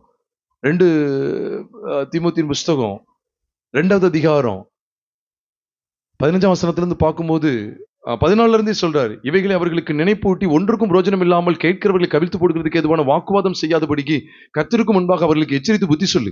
நீ வெட்கப்படாத ஊழியக்காரனையும் சத்திய வசனத்தை நிதானமாய் பகுத்து போதிக்கிறவனாயும் உன்னை தேவனுக்கு முன்பாக உத்தமனாய் நிறுத்தும்படி ஜாக்கிரதையாரு. சீர்கேடான வீண் பேச்சுகளுக்கு விலகீர் அவைகளால். அப்ப சீர்கேடான வீண் பேச்சுகள் என்னது? கள்ள போதகர்கள் தான். அவைகளால்னா அவர்கள், கள்ள போதகர்களான அவர்கள் அதிக அவபக்தி உள்ளவர்கள் ஆவார்கள். அவர்களுடைய வார்த்தை அரிப்பிளவையை போல படரும், இமனையும் பிழைத்தும். நம்மளும் சிலரை சொல்லிக் கொடுக்க வேண்டியது இருக்கு, பேரே என்ன செய்ய வேண்டியது இருக்கு. இன்னைக்கு சாதாரணமா சொன்னாலே சிலர் சொல்றாங்க, நீங்க இந்த ஊழியக்காரனை குற்றப்படுத்துறீங்க பிரதர் அப்படின்னு சொல்றாங்க. நீங்க பேரே சொல்றாரு, கள்ள போதகர்களான அவர்கள் தான் இம்மனையும் பிழைத்தும் அப்படிப்பட்டவர்கள். அவர்கள் சத்தியத்தை விட்டு விலகி உயிர்த்தெழுதல் நடந்தாயிற்று என்று சொல்லி சிலருடைய விசுவாசத்தை என்ன செய்யறாங்க?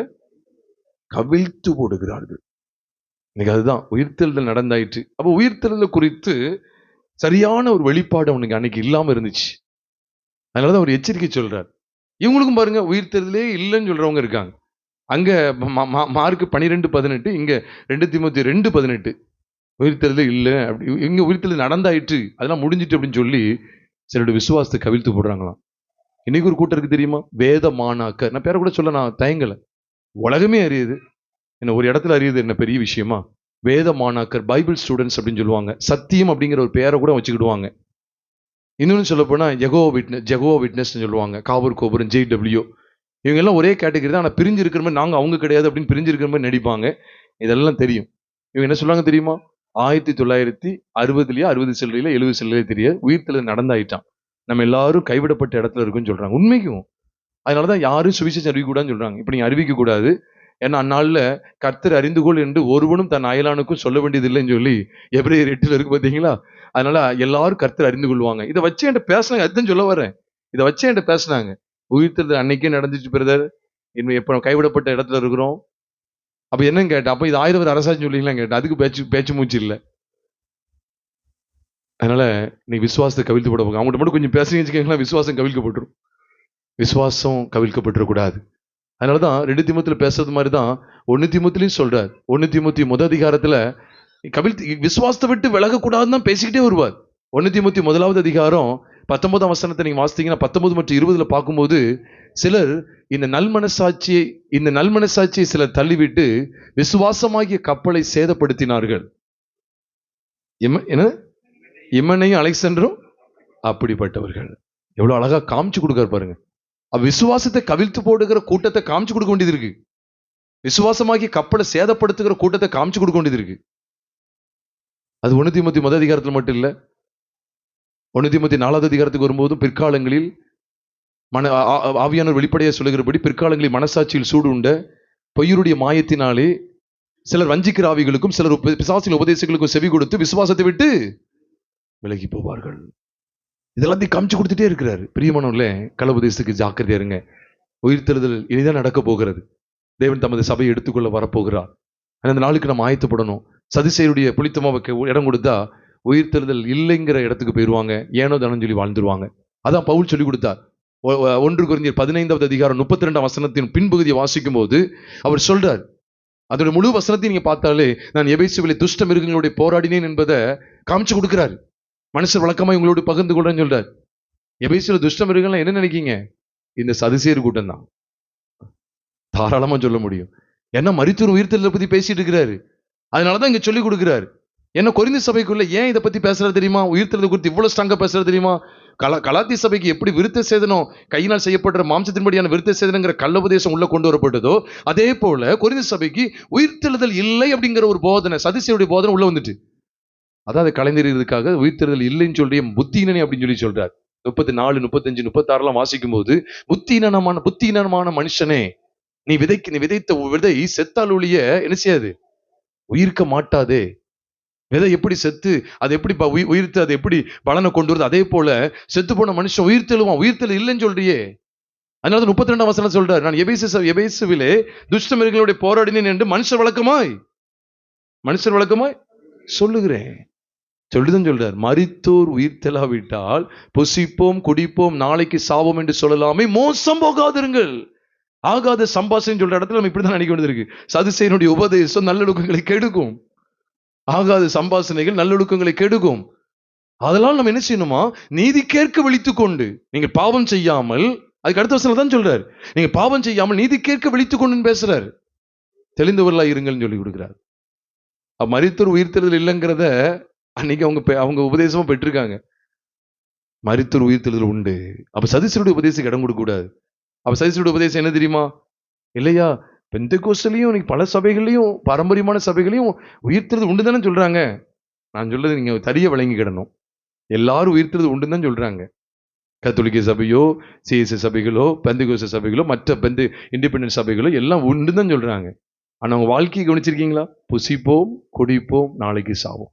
இடத்து குறித்து பேசுறது, உனக்கு ஆண்டு நிலங்களை தந்து வலதுபுறம் இடதுபுறம் இடம் கொண்டு பெருகுவாய்ங்கிறத பத்தி பேசுறது.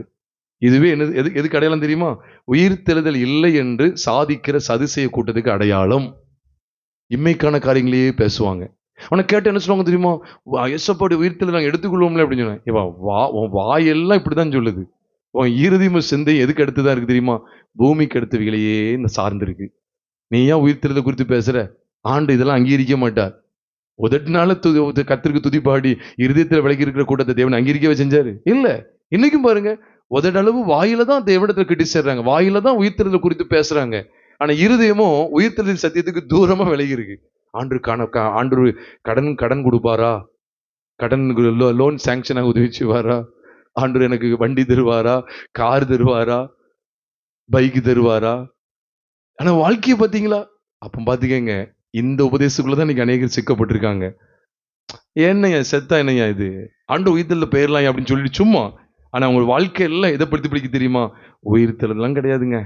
வாழ்ற வரைக்கும் நல்லா காரு அது இதுன்னு வாங்கி நல்லா சம்பாத்தியம் பண்ணி நல்லா எனது உயரணும். அவ இமைக்கான காரியங்களே பேசப்படும். அப்ப இன்னைக்கு சதிசீட உபதேச சபைகள் இருக்கா இல்லையா? இருக்கு, பெருமளவு இருக்கு. மூணாவது பாத்தீங்கன்னா ஏரோதின் புளித்தமா. இதை குறித்து மார்க் 8:15 பாக்குறோம். ஏரோதின் புளித்தமாவுக்கு எச்சரிக்கை. எல்லாமே எச்சரிக்கை தான் சொல்றாரு. கள்ள உபதேசனாலே நமக்கு என்னதுதான்? எச்சரிக்கை இருக்கணும். இயேசுவான்ட்ட வந்து கேட்காங்க, ஆண்டவரே உலகத்தின் முடிவுக்கும் உடைய வருகைக்கு என்ன அடையாளங்களை காண்பிக்கிறேன்னு சொல்லி மத்திய 24வது அதிகாரத்துல காமிக்கிறாங்க. ஆண்டவர் அடையாளங்கள் எல்லாம் காமிக்கிறார். மத்திய 24 அடையாளத்தை பத்தி இருக்கு, மார்க்கு 13 இருக்கு, லூக்கா 21 அடையாளங்களை பத்தி பேசுறாரு. பேசும்போது ஆண்டு சொன்ன முதல் அடையாளம் எது தெரியுமா? ஒருவன் உங்களை வஞ்சியாதபடிக்கு எச்சரிக்கையா இருங்கள். பூமி எதிர்ச்சி ஒரு எச்சரிக்கையா இருங்க அப்படின்னு சொல்லல, பஞ்சங்கள் ஒரு எச்சரிக்கையா இருங்கன்னு சொல்லல. முதல் காரியம் என்ன தெரியுமா? ஒருவன் உங்களை வஞ்சியாதபடிக்கு எச்சரிக்கையா இருங்க. சதுசேயருடைய உபதேசம் நம்மளை வஞ்சிச்சிடக்கூடாது, எச்சரிக்கையா இருக்கணும். ஏரோதின் புளித்தமா வஞ்சிச்சிடக்கூடாது.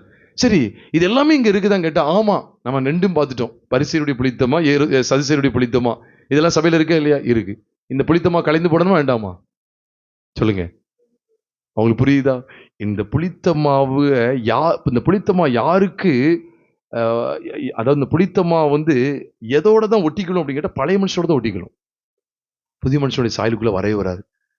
பரிசேயருடைய புதிய புளித்தமா இருக்கட்டும், சதிசேயருடைய புளித்தமா இருக்கட்டும், ஏரோதின் புளித்தமா இருக்கட்டும், இதெல்லாம் அந்த 1 Corinthians 5 அதிகாரத்துல காமிச்சு கொடுக்காரு. அந்த மனுஷன் இந்த புளித்தமான்னு சொல்லி இந்த மனுஷனை காமிச்சு கொடுக்காரு. அந்த மனுஷன் அந்த மனுஷனுடைய பாவத்தையும் காமிச்சு கொடுக்காரு. அந்த மனுஷனுக்கு தான் சார்ந்து வரும். இது எப்படி சொல்லலாம் அப்படின்னா, அந்த மனுஷனோட தான் இது வந்து பின்னி பிணைஞ்சிருக்கும். பழைய மனுஷனோட தான் அந்த பின்னி பிணைஞ்சிருக்கும். உண்மைதானே? வெளித்தோற்றமான வாழ்க்கை பழைய மனுஷனுக்குரியது. சதிசேயருடையது புசிப்போம் குடிப்போம் நாளைக்கு சாவோங்கிறது யாருடைய டீச்சிங்? பழைய மனுஷனுடைய டீச்சிங், பழைய மனுஷனுடைய உபதேசம். ஏரோது நமக்கு தெரியும். ஏரோது எதுக்கு அடையாளமா இருக்குன்னா பெருமை. நம்ம எல்லாருக்கும் தெரியும். அப்போஸ்தலர் 12வது அதிகாரம், நான் நினைக்கிறேன் 22, 23 நினைக்கிறேன். அதுல அவன் ராஜவஸ்திரம் தரிச்சுக்கிட்டு ஆடம்பரமா நிக்கிறான். உண்மையா இல்லையா? பெருமை. அவன் சத்தம் தேவ சத்தங்கிற மாதிரி எல்லாரும் அறியும்படி அவங்க செய்யறான். 22, 23 தான் இருக்கு. 21 இருந்தே ஆரம்பிக்கு. ஆடம்பரம், ராஜவஸ்திரம் தரித்துக் கொள்றான். இன்னைக்கு பாருங்க, கோட்டு போடாம நீ செய்தி வராது. இந்த வெயில் காலத்துக்கு எதுக்கியா கோட்டுலாம்? எவ்வளவு பிளைண்ட்னஸ் பாருங்க, குருட்டாட்டம் பாத்தீங்களா? இப்ப நீங்க சொல்லுங்க, ஏரோதின் புளித்தமா இருக்குதா இல்லையா சபைக்குள்ள? இருக்கு. ஆடம்பரம், பெருமை. சாதாரணமா வர முடியாதா? சாதாரணமா வந்து அவங்க யாரும் பார்க்க மாட்டாங்களா? ரொம்பங்க. ஒருத்தர்லாம் இப்ப சமீபத்துல பார்க்க பல வருஷங்களா ஊழியத்துல இருக்காரு, இன்னும் மாறல. இன்னும் ஏரோதின் புளித்தமா அங்க இருக்கு. அதுல அந்த செவப்பா இருக்கு. நான் ஒருத்தர் கூட 2-3 தடவை கேட்டிருக்கேன், எதுக்கு அவருடைய ஃபேஸ் செவப்பா இருக்கு அப்படின்னு கேட்கேன். செவப்புன்னா இந்த ஒரு மாதிரி செவந்துகிட்டு இருக்கு. என்னன்னு கேட்டா கிரீமுங்க அப்படின்னு சொல்றாங்க. ஃபுல்லா கிரீம். ஏதாவது ஒன்று இருக்குன்னா போடல, தப்பு கிடையாது. ஒரு பிம்பிள்ஸ் இருக்கு, ஒரு கருப்பு ஏதோ போட்டோம், லைஸா அது போகணும் அப்படிங்கிறதுக்காக போட்டோம்னா அது தவறு இல்லை. இப்போ நான் வந்து பவுடரே போடுறது கிடையாது. நான் பவுடர் போடாமல் நிப்பாட்டி கிட்டத்தட்ட 10 வருஷத்துக்கு மேலே இருக்கும். கல்யாணத்துக்கு மட்டும் அர்ஜென்ட்டாக போட வேண்டியது ஆகிட்டு, போட்டோக்கு போஸ்ட் கொடுக்குறதுக்கு. நான் போட்டே ரொம்ப வருஷம் இருக்கும். நான் போடக்கூடாதுன்னு சொல்லலை, தாராளமாக போடலாம். பவுடர் போடல, பாவம் கிடையாது. ஆனால் நான் பவுடர் போட்டு தான் நிற்பேன், பவுடர் போட்டு அப்படி என்னை காமிக்கணும் அப்படின்னா செய்யாதீங்க. அது ஏரோதின் உபதேசம். அது ஏரோதுடைய புளித்தமாவுக்கு பிடிக்கப்பட்ட அனுபவம். அவன் ஆடம்பரத்தை காமிப்பான். அவன் தன்னை ஒரு தேவனை போல காமிக்க, தன்னுடைய சத்தம் தேவ சத்தம் போல இருக்குன்னு ஆர்ப்பரிச்சாங்க. உடனே தேவதூதன் தோன்றி அவனை அடிச்சான் பாருங்க. ஒரே அடி தான், புழுபுழுத்து செத்தான். பைபிள்ல இருக்கா இல்லையா? இருக்கு. தேவதூதன் அவனை அடித்தான், புழுபுழுத்து செத்தான். உடனே அதுக்கப்புறம் தான் அந்த 24ஆம் வசனம் நினைக்கிறேன், தேவ வசனம் என்ன செஞ்சுட்டு வளர்ந்து விருத்தி அடைந்ததுன்னு வாசிக்கிறோம். இன்னைக்கு வேதவசனம் நமக்குள்ள இந்த சரீரமாகிய இந்த சபையில வேதவசனம் வளர்ந்து விருத்தி அடையாததுக்கு காரணம் என்ன தெரியுமா? இந்த ஏரோதை உட்கார வச்சுக்கிட்டு வேடிக்கை பார்க்கறது தான். பிரியமானவர்களே, புளித்தமாவை கலைந்து போட்டுருங்க. வெகு ஜாக்கிரதையா நடக்கணும் பிரியமானவர்களே. அதனாலதான் அந்த 3 விதமான புளித்தமாவை குறித்து பார்க்கிறோம். இதெல்லாம் கலைந்து போடப்படுறது தான் புளித்த, அதாவது புளிப்பில்லா அப்ப பண்டிகை நமக்கு காண்பிக்கு. அப்ப பாருங்களேன், இஸ்ரேல் ஜனங்கள் அன்னைக்கு அனுசரித்த அந்த பண்டிகையானது புது உடன்படிக்கைக்கு எவ்வளவு அவசியமா இருக்கு பார்த்தீங்களா? புது உடன்படிக்கையின் உபதேசத்துக்கு, புது உடன்படிக்கையின் சபையை எவ்வளவு அழகா நமக்கு காமிச்சு கொடுக்கு பார்த்தீங்களா? அடுத்த பண்டிகை தான் முதற் பலன்களின் பண்டிகை. அதை மட்டும் நான் சொல்லி நான் முடிக்க வாஞ்சிக்கிறேன். அதை தொடர்ந்து தான் நான் மதிய உணவுக்கு பிறகு நான் இந்த பெந்தைகோஸ்தை பண்டிகை, அதுக்கு அடுத்து உள்ள பண்டிகையை உங்களோடு கூட, அதுக்கு அடுத்து வரக்கூடிய 4 பண்டிகைகளை நான் மத்தியான வேளையில உங்களோடு கூட பகிர்ந்து கொள்ள இருக்கிறேன். நான் இன்னைக்கு இப்பொழுது அடுத்து பார்க்கிற புளிப்பில்லா அப்ப பண்டிகைக்கு அப்புறம் பார்க்கக்கூடிய பண்டிகை தான் முதற் பலன்களின் பண்டிகை. இதை குறித்து லேவியராகமம் 23வது அதிகாரத்துல நாம் பார்க்கும்போது, ஏன் நான் முதலே சொன்ன பார்த்தீங்களா, இந்த அந்த வரக்கூடிய ஓய்வு நாளை தொடர்ந்து வரக்கூடிய முதல் 3 பண்டிகைகளும், அதாவது பஸ்கா பண்டிகை, புளிப்பில்லா அப்ப பண்டிகை, முதற் பலன்களின் பண்டிகை, இந்த 3மே நான் சொன்னேன் ஒரே முதல் மாதத்தில் நடக்குதுன்னு சொன்னேன். பாத்தீங்கல்ல, முதல் மாதம். பொதுவாக இஸ்ரவேல் ஜனங்களுக்கு, யூத ஜனங்களுக்கு முதல் மாதம் எது தெரியுமா? நான் சொன்னேன் ஆபிப், நிசான் அல்லது ஆதார் கூட இப்போ வச்சிருப்பாங்கன்னு நினைக்கிறேன். முதல் மாதத்துக்கும் கடைசி மாதத்துக்கும் ஆதார்னு வச்சிருக்காங்க. சரி, இருக்கட்டும். இப்போ அவங்களுக்கு முதல் மாதம், இப்போ நமக்கு முதல் மாதம் எது? வருஷத்தின் முதல் மாதம் ஜனவரி. அவங்களுக்கு முதல் மாதம் எது தெரியுமா? ஜனவரி கிடையாது, மார்ச்ல இருந்து ஏப்ரல். மார்ச் பாதியிலிருந்து ஏப்ரல் பாதி வரைக்கும். இங்கதான் உங்களுக்கு முதல் மாதமே ஆரம்பிக்கும். மார்ச் பாதியில தான் உங்களுக்கு முதல் மாதம் ஆரம்பிக்கும். இந்த மார்ச் மாதம் எதுக்கு தெரியுமா? அறுவடைக்கு ஆயத்தமான மாதம். மார்ச் டு ஏப்ரல் தான் அறுவடை பண்ணுவாங்க. அறுவடைக்கு எதுவான மாதம். அதனாலதான் அவங்க முதல் மாதம் மார்ச், அவங்களுடைய முதல் மாதத்தை எப்படி கணக்கிடுவாங்க தெரியுமா? நம்முடைய மார்ச் பாதியிலிருந்து ஏப்ரல் பாதி வரைக்கும். 2ஆம் மாசம் ஏப்ரல் பாதியிலிருந்து மே பாதி. 3ஆம் மாதம் மே பாதியிலிருந்து ஜூன் பாதி. 4ஆம் மாதம் இப்படி ஜூன் பாதியிலிருந்து ஜூலை பாதி. இப்படியே தான் அப்படி கடந்து போய் 12ஆம் மாதம் எதுல முடியும் தெரியுமா? பிப்ரவரி பாதியிலிருந்து மார்ச் பாதி வரைக்கும் 12ஆம் மாதம் முடியும். எல்லாம் கவனிச்சுவாங்க. இஸ்ரவேலுடைய பண்டிகைகள்ல முதல் 3 பண்டிகைகளை பார்க்கணும். ஓய்வு நாளுக்கு அடுத்து வரக்கூடிய 3 பண்டிகைகளை பார்க்கிறோமே, இந்த 3மே முதல் மாதத்துல இடம்பெற்றது. ஏன் இடம்பெற்றது தெரியுமா? பஸ்கா கிறிஸ்துவனுடைய மரணம், அப்புறம் புளிப்பில்லா அப்ப பண்டிகை கிறிஸ்துவனுடைய அடக்கம். அது அடக்கத்துல எல்லா இந்த தப்பறையான உபதேசங்கள், பழைய மனுஷனை புறம்ப கழித்து போடுறது எல்லாம் வந்துடுச்சு. 3வது பாருங்க, இந்த முதற் பலன்களின் பண்டிகை. முதற் பலன் அப்படின்னு சொன்னாலே உயிர் தெழுதல் குறிக்கும். கிறிஸ்துவனுடைய உயிர் தெழுதல். எல்லாம் வசன ஆதாரம் சொல்றேன். வசன ஆதாரம் எல்லாம் எதுவும் சொல்றது இல்லை. எங்க இருக்கு? 1 கொரிந்தியர் 15வது அதிகாரம் உயிர்த்தெழுதல் குறித்து விசேஷமா காண்பிக்கப்பட்ட ஒரு அதிகாரம். 1 கொரிந்தியர் 15. அதுல 1 கொரிந்தியர் 15வது அதிகாரம் 22, 23 பார்க்கும்போது, ஆதாமுக்குள் எல்லாரும் மரிக்கிறது போல கிறிஸ்துவுக்குள் எல்லாரும் உயிர்ப்பிக்கப்படுவார்கள். அது தொடர்ந்து வரக்கூடிய 23ஆம் வசனத்துல பார்க்கிறோம், அவனவன் தன் வரிசையில் உயிர்ப்பிக்கப்படுவான். முதற் பலனானவர், சத்தமா சொல்லுங்க, முதற் பலனானவர் கிறிஸ்து அப்படின்னு சொல்லி 1 கொரிந்தியர் 15வது அதிகாரம் 23வது வசனத்துல நீங்கள் நானும் பார்க்கிறோம். முதற் பலனானவர் யாருன்னு சொல்லுங்க? கிறிஸ்து. எதுல முதற் பலனானவர்? மரித்தோரின் உயிர்த்தெழுதலில் அவர்தான் முதற் பலன். அப்போ அன்னைக்கு பாருங்க எவ்வளவு நிழலாட்டமா இருக்கு பாருங்க. பஸ்காவை நமக்கு கிறிஸ்துவின் மரணத்துக்கு அடையாளமா வைக்கிறோம். அதுக்கு அடுத்து அதோடு இணைஞ்சு வரக்கூடியது, மரணத்தை தொடர்ந்து எதுதான் வருது? அடக்கம். புளிப்பில்லா அப்ப பண்டிகை. புளித்தமா அத்தனையும் தூக்கி காலி பண்ணிடணும். ஒண்ணு கூட இருக்கக்கூடாது. புரியுதா உங்களுக்கு? அதான் பழைய மனுஷனை அவரோடு அடக்கம் பண்ணும். நான் கேட்க, அடக்கம் பண்ணப்பட்ட மனுஷனை யாராவது வெளியில பார்க்க முடியுமா? பார்க்கவே முடியாது. அதான் புளித்தமா உங்களுடைய அறைகள்ல ஒரு இடத்துல கூட இருக்கக்கூடாதுன்னு சொல்லுவார். நான் எல்லாத்தையும் காமிக்க டைம் இல்லை. நீங்க தாராளமா வீட்டுல போய் யாத்திராம 12வது அதிகாரத்தை வாசிச்சு பாருங்க. பஸ்கா மற்றும் புளிப்பில்லா அப்ப பண்டிகை குறித்த அற்புதமான வெளிப்பாடு ஆண்டவர் காமிப்பார். புளிப்பில்லாத அப்ப பண்டிகை இதை குறித்த காரியங்களை தான் 1 கொரிந்தியர் 5வது அதிகாரம் 6, 7, 8 சொல்லும் போதும், புளித்த மாவோடு அல்ல, பழைய புளித்த மாவையும் புறம்பே கழித்து போடுங்கள். அதுலதான் சொல்லுவார், பொல்லாப்பு, துர்க்குணம் மற்றும் பொல்லாப்பு. துர்க்குணம் பொல்லாப்பு என்னும் புளித்த மாவோடு அல்ல, பழைய புளித்த மாவோடு அல்ல, துர்க்குணம் பொல்லாப்பு என்னும் புளித்த மாவோடும் அல்ல, புளிப்பில்லாத அப்பம், அதாவது உண்மை துப்புரவு என்னும் புளிப்பில்லாத அப்பத்தோட பண்டிகை ஆசரிக்க கடவும் என்று சொல்லி 1 கொரிந்தியர் 5வது அதிகாரம் 8வது வசனத்துல நீங்கள் நானும் வாசிக்க முடியும். 8ஆம் வசனம் தானே? அப்போ உண்மை துப்புரவு உண்மை, துப்புரவு உண்மை என்னும் என்கிற புளிப்பில்லாத அப்பத்தோட பண்டிகை ஆசரிக்க கடவும். அப்போ நம்ம அப்பத்தை இப்படி எடுக்கிறது, புளிச்ச அப்பம் வீட்டுல இருக்கு அப்படின்னு எடுக்கிறது, அப்படி எடுக்கக்கூடாது. அப்ப புளிப்பு உள்ள மாவு அப்படின்னாலே பாவத்தையும் பாவத்தன்மை கொண்ட மனுஷனையும் குறிக்கி. நீங்க எப்படி மனுஷனை சொல்லலாம் அப்படின்னு கேட்டீங்கன்னா, நான் சொல்லட்டுமா? பாவம் சொன்னா 1-2 காரியங்களை உள்ளடக்கிட்டு போயிருவோனுமே. ஆனா புளித்தமா ஒரு இடத்துல கூட இருக்கக்கூடாதான். புரியுதா? அப்போ பழைய மனுஷன்ல தான் ஒட்டிக்கிட்டே இருக்கு அந்த புளித்தமா ஒட்டிக்கிட்டே இருக்கு. உச்சந்தல இருந்து உள்ளங்கால் வரைக்கும் புளித்தமா ஒட்டிக்கிட்டே இருக்கு. நம்ம ஒன்ன கூட தியானிச்சிருக்கிறோம். நம்ம என்ன செஞ்சிருக்கோம் தெரியுமா? ஒவ்வொரு செய்திலையும் தாழ்மையா இருப்பது எப்படி, அது ஒரு செய்தி. அப்போ தாழ்மையா இருப்பது எப்படிங்கிறதுல பெருமையை மட்டும் கட் பண்ணுவோம், அவ்வளவுதான். கசப்பு, மன்னிக்க முடியாத சுபாவம் கட் ஆகாது. அந்த செய்தியில என்ன செய்ய கட் ஆகாது. பொய் பேசக்கூடாது, இது ஒரு செய்தி. இல்ல உண்மையை பேசுறங்கிற ஒண்ணுல மட்டும் தேர்வோம், பொய் மட்டும் அடிபடும். இப்படி ஒவ்வொரு செய்தியா பார்த்துக்கிட்டு இருக்கோம். இது புது உடன்படிக்கையுடைய சபை கிடையாது. புது உடன்படிக்கையுடைய சபை எது தெரியுமா? நீங்க நல்லா கவனிச்சு பாருங்க. புது உடன்படிக்கையுடைய துவக்கமே நம்ம எல்லாருக்கும் தெரியும். மத்தேயு 3வது அதிகாரம் 10ஆம் வசனம். கர்த்தருக்கு வழியை ஆயத்தப்படுத்த வந்த யோவான் ஸ்நானகன்ட்ட அன்று வெளிப்பாடு கொடுக்கிறார். என்ன வெளிப்பாடு? மரங்களின் வேரருகே கோடரியானது வைக்கப்பட்டிருக்கிறது. நல்ல கனி கொடாத மரம் எல்லாம் வெட்டுண்ட கிண்ணில போடப்படும் பைபிள் இருக்க ஒழிய, நல்ல கனி கொடாத கொப்புகள் எல்லாம் அப்படியே போட்டிருக்கு. இன்னைக்கு கொப்பை தான் வெட்டிட்டு இருக்காங்க. நான் சொல்றேன், இந்த செய்தி தப்பான செய்தின்னு சொல்லல. நீங்க என்ன செய்றீங்க தெரியுமா? நீங்க 1 2 3ன்னு போய்கிட்டு இருக்கீங்க. நாங்க ஒட்டுமொத்தமா உள்ள அடக்கிக்கிட்டோம். நீங்க 1 2 3ன்னு சொல்லி 100வது எண்ணுக்கு வர்றீங்க. நாங்க 1 2 0 போட்டு 100 அப்படின்னு சொல்லி எடுத்து உங்க கையை வச்சுட்டோம். என்னெல்லாம் இதுக்குள்ளதான் அடங்கி இருக்கு 100 அப்படிங்கறது காமிக்கிறோம். 1 2 இல்லாம எப்படி 100க்கு வருவீங்க? உடனே அப்படி பேசுறது. சரி, அப்படி எடுங்க. பேபி கிளாஸ், சண்டே கிளாஸ் வகுப்பு, என்னது எல்கேஜி யூகேஜி எடுங்க. ஒரு பூர்ணமான இடத்துக்கு வரணுக்கு பிரியமானோம்ல. மரங்களின் வேர் அருகே.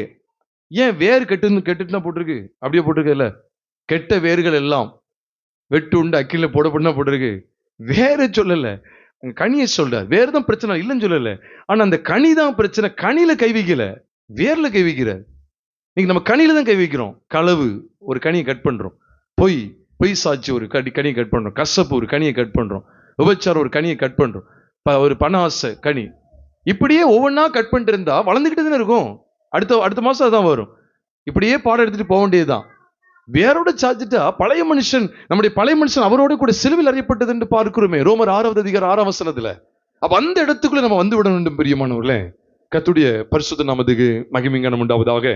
ஆக இந்த புளிப்பில்லாத அப்ப பண்டிகை சொல்லும்போது புளித்த மாவு அனைத்தையும் நம்ம என்ன செய்ய வேண்டியது இருக்கு? புறம்பே கழித்து போட வேண்டியது இருக்கு. 7 நாள் பூரணமான அப்ப நம்முடைய பழைய மனுஷனை முற்றிலுமா அடக்கம் பண்ண ஒப்பு கொடுக்கும். முதற் பலன்களின் பண்டிகை ஏன் உயிர்த்தெழுதலுக்கு அடையாளமா இருக்குன்னா, கிறிஸ்து தான் மரித்தோரிலிருந்து உயிர்த்தெழுதலுக்கு முதற் பலன். நம்ம உடனே சொல்லிடுவோம், என்னையா இங்க கதிரை பத்தி பேசுறாரு. எங்க லேவியராமம் 23வது அதிகாரத்துல பாருங்க. லேவியராமம் 23வது அதிகாரம் 9ஆம் வசனத்திலிருந்து பார்க்கும்போது ஆண்டவர் முதற் பலன் கதிர் கட்டையை தானே பேசுறாரு. நீங்க என்ன இதை பத்தி பேசுறீங்க அப்படின்னு நீங்க நினைக்கலாம். பலியை பத்தி பேசுறீங்களே, இயேசுவானுடைய உயிர்த்தெழுதலை பத்தி பேசுறீங்கன்னு சொல்லலாம். நீங்க பாருங்க, புதிய ஏற்பாட்டிலையும் கூட உயிர்த்தெழுதலை குறித்து, பலியை குறித்து பேசிட்டு இருக்கிற அந்த இடத்துலதான் 1 கொரிந்தியர் புஸ்தகம் 15வது அதிகாரத்துல 1 கொரிந்தியர் 15வது அதிகாரத்தை பாருங்க. 36ஆம் வசனத்திலிருந்து சொல்றார், புத்தியினனே, நீ விதைக்கிற விதை செத்தால் ஒழிய உயிர்க்க மாட்டாதே. நீ விதைக்கிற போது இனி உண்டாகும் மேனியை விதையாமல் கோதுமை அல்லது மற்றொரு தானியத்தினுடைய வெறும் விதையே வந்துட்டா மேனியை கொடுக்கிறார். விதைக்கிற பத்தின பேசுறாரு, விதையையும் அறுவடை பத்தின பேசுறாரு. உண்மையா இல்லையா? இங்கே அதானே வருது. அவ உயிர்த்தெழுதலுக்கு இதெல்லாம் திட சான்றுகள், அடையாளங்கள். ஆக பிரியமானவர்களே, எங்க நல்லா பாருங்க. முதற் பலன் அப்படின்னு சொல்லும் போது இது உண்மையாவே கிறிஸ்துவின் உயிர்த்தெழுதலை காண்பிக்கு, நம்முடைய உயிர்த்தெழுதலையும் இது காண்பிக்கிறது. ஏனென்றால் நீங்க வேதத்துல பாத்தீங்கன்னா, நீங்க நம்முடைய உயிர்த்தெழுதலுக்கு அடையாளமா நீங்க வேதத்துல பாத்தீங்கன்னா எப்படி இருக்குன்னா, ஆவியின் முதற் பலன்களை பெற்ற நாம் அப்படின்னு பைபிள்ல இருக்கு. அப்படி இருக்கு. அதுவும் அல்லாமல் பைபிள் நீங்க வாசிச்சு பாருங்க. நீங்க ரோமர் 8வது அதிகாரம் 23ஆம் வசனத்தை வாசிக்கும் போது, அதுவும் அல்லாமல் ஆவியின் முதற் பலன்களை பெற்ற நாமும் கூட நம்முடைய சரீர மீட்பாகிய புத்திர சுவிகாரம் வருகிறதற்கு காத்திருந்து நமக்குள்ளே தவிக்கிறோம் அப்படின்னு சொல்றாரு.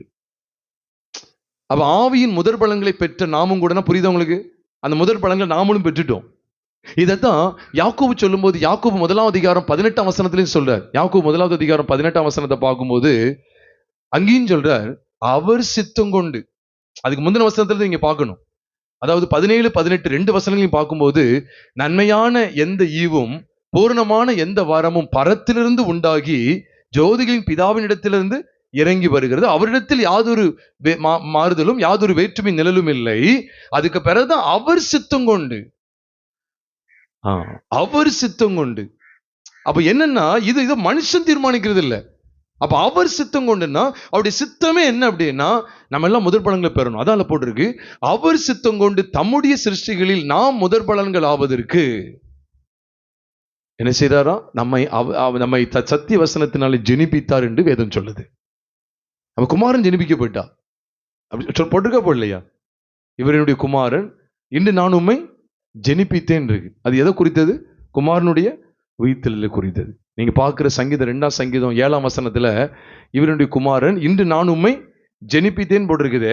அது வேற எதுவும் நினைச்சிடாங்க, ஏதோ ஏசப்பா கன்னி மரியில வருத்த வயிற்றுல பிறந்தார் அப்படிங்கிற அந்த பிறப்பு குறித்தது கிடையாது. ஏன்னா அப்போஸ்தலர் 13வது அதிகாரத்துக்கு வரும்போது, அப்போஸ்தலர் 13வது அதிகாரம் 32ஆம் வசனத்தை பாருங்க, 32 33. அப்போஸ்தலர் 13 32 33 பார்த்தா, நீர் என்னுடைய குமாரன் இன்று நான் உம்மை ஜெனிப்பித்தேன் என்று 2ஆம் சங்கீதத்தில் எழுதியிருக்கிறபடியே இயேசு மரியாளின் வயிற்றில் பிறந்ததினாலே அப்படின்னு போடல, இயேசுவை எழுப்பினதினாலே தேவன் நம்முடைய பிதாக்களுக்கு. அப்ப புரியுதா? அப்படி மரணத்தை குறித்து அங்க பேச, அவருடைய உயிர்த்தெழுதலை குறித்து பேசிட்டு இருக்கிறார். அப்படித்தானே? அதுக்கு அடுத்தடுத்த வசனங்கள். அப்ப ஜெனிப்பிக்கப்படுதல் சொல்லும்போது அப்போ நம்மளையும் ஆண்டவர் ஜெனிப்பித்தாரா இல்லையா? அப்போ என்ன வெளிச்சம்னா, நமக்கும் மரித்தோரின் உயிர்த்தெழுதல் உண்டு. அப்ப உயிர்த்தெழுதல் எதுக்கு அடையாளமா இருக்கு? புது சிருஷ்டியின் சாயல். அப்ப எதுக்காக இயேசு எழுப்பப்பட்டார் தெரியுமா? நல்லா விளங்கிக்கங்க எதுக்கு எழுப்பப்பட்டார்னு சொல்லி பைபிள்ல சொல்லியிருக்குன்னா, ரோமர் 4வது அதிகாரம் 25ஆம் வசனமாகிய கடைசி வசனத்துல, ரோமர் 4:25 சொல்லியிருக்கு, அவர் நம்முடைய பாவங்களுக்காக ஒப்பு கொடுக்கப்பட்டும் நாம் நீதிமான்களாக்கப்படுவதற்காக எழுப்பப்பட்டும் இருக்கிறார். எவ்வளவு அழகா இருக்கு பார்த்தீங்களா? அவர் நம்முடைய பாவங்களுக்காக ஒப்பு கொடுக்கப்பட்டும், அப்படி மரணம், அப்படி அடக்கம், நாம் நீதிமான்களாக்கப்படுவதற்காக. பாருங்க, பாவிகள் நீதிமான்களா வாழணும். பாவிகள் அப்படிங்கிறது பழைய சாயல், பழைய சாயல், பழைய சிருஷ்டி. இப்ப அது கலைந்து போடப்பட்டு நீதிமான்கள் என்பது புதிய சாயல், புது சிருஷ்டியின் அனுபவம். அப்பதான் ஒருவன் கிறிஸ்துவுக்குள் இருந்தால் புது சிருஷ்டியா இருக்கிறான், பழையவைகள் ஒளிந்து போயின எல்லாம் புதிதாயின என்று நம்ம வேதத்துல பார்க்கிறோம். பிரியமானவர்களே, நான் இதை முடிக்க வாஞ்சிக்கிறேன், இதோடு முடிக்க வாஞ்சிக்கிறேன். அப்ப காலையில நம்ம தொடர்ந்து படிக்கிறோம் என்ன, ஓய்வு நாளை குறித்த சத்தியங்கள். அதனை தொடர்ந்து வரக்கூடிய 7 பண்டிகைகள்ல, ஓய்வு நாளை தொடர்ந்து வரக்கூடிய 7 பண்டிகைகள்ல முதலாவது பண்டிகை பஸ்கா பண்டிகை குறித்து, 2வது புளிப்பில், அதை தொடர்ந்து வரக்கூடிய புளிப்பில் அப்ப பண்டிகை குறித்து, 3வது அதனையும் தொடர்ந்து வரக்கூடிய முதல் பண்டிகை பண்டிகை. அப்ப இந்த 3மே முதல் பண்டிகை. அப்ப பஸ்கா பண்டிகை, புளிப்பில் அப்ப பண்டிகை, முதல் பண்டிகை பண்டிகை, கிறிஸ்துவின் மரணம், கிறிஸ்துவின் அடக்கம், கிறிஸ்துவின் உயிர்த்தெழுதல். இந்த 3மே அடுத்தடுத்து சம்பவிக்கிறது. ஒரே மாதத்துலதான், வேற மாதம்லாம் இல்லை, ஒரே முதல் மாதத்துலதான் நடக்கு. வருஷத்தின் முதல் மாதமே, நல்ல ஞாபகம் வச்சுக்கோங்க, வருஷத்தின் முதல் மாதம். நம்முடைய வாழ்க்கை ஆரம்பிக்கிறதே இதுலதான் ஆரம்பிக்கிறது. பார்த்தீங்களா? புரியுதா? இதுலதான் இருக்கு குமாரனுடைய மரணம், அடக்கம், உயிர்த்தெழுதல். அதனால ஆண்டவர் சொன்னார், இந்த மாதம் உங்களுக்கு பிரதானமான மாதமா இருப்பதாக சொல்லி பஸ்கா நியமத்துக்கு முழுமை சொல்றார். அப்ப பிரதானமான மாதத்துல அனுசரிக்கப்பட்ட இந்த 3 பண்டிகைகளுமே எதை நமக்கு வெளிப்படுத்த தெரியுமா? நம்ம உண்மையாவே சபைங்கிறதுக்கு இந்த 3 தான் அடையாளம். நம்மளா புது விளக்கம் கொடுக்கல. யாத்திராமம் 12வது அதிகாரத்தை வச்சு பார்க்கும்போது உண்மையாவே இதுதான் அடையாளம். இதை தாண்டி வேற இல்லை பிரியமானவர்களே. அப்ப முதல் மாதம் சொல்லுவாங்க, ஐயா வருஷத்தினுடைய முதல் மாதம், ஐயா முதலாம் மாதம் நான் ஆண்டவர் சமூகத்துல வந்திருக்கிறேன், முதல் நாள் முதலாம் மாதம் அப்படிலாம் சொல்லுவாங்க. இந்த முதலாம் மாதத்துல இந்த 3 வெளிச்சத்தை நம்ம அறியலைன்னா நம்ம அடுத்தடுத்த மாதத்தை எப்படி கடந்து போறோம்? அப்ப தேவன் எதுக்காக இந்த முதலாம் மாதத்தை வச்சிருக்காரு தெரியுமா? நீ இன்னும் 11 மாதங்களை கடந்து போகணும். இன்னும் வருஷம் முடிவுன்னு வர, இன்னும் இது இல்லை, நீ முதல் துவக்கத்துல இதுல நீ ஆரம்பி. குமாரனுடைய மரணம், அடக்கம், உயிர்த்தெழுதல். குமாரனுடைய மரணத்துல உன்னுடைய பழைய மனுஷன் மரிக்கிறான், உன் ஒட்டுமொத்த பாவ வாழ்க்கை நிவர்த்தி ஆகிறது. அதே தொடர்ந்து உன்னுடைய பழைய மனுஷன் அடக்கம் பண்ணப்படுகிறான். முதல் பலன்களின் பண்டிகையில உயிர்த்தெழுதல். அப்ப இந்த சாராம்சத்தை தான் புது உடன்படிக்கையின் சபை பெற்றிருக்க வேண்டும்.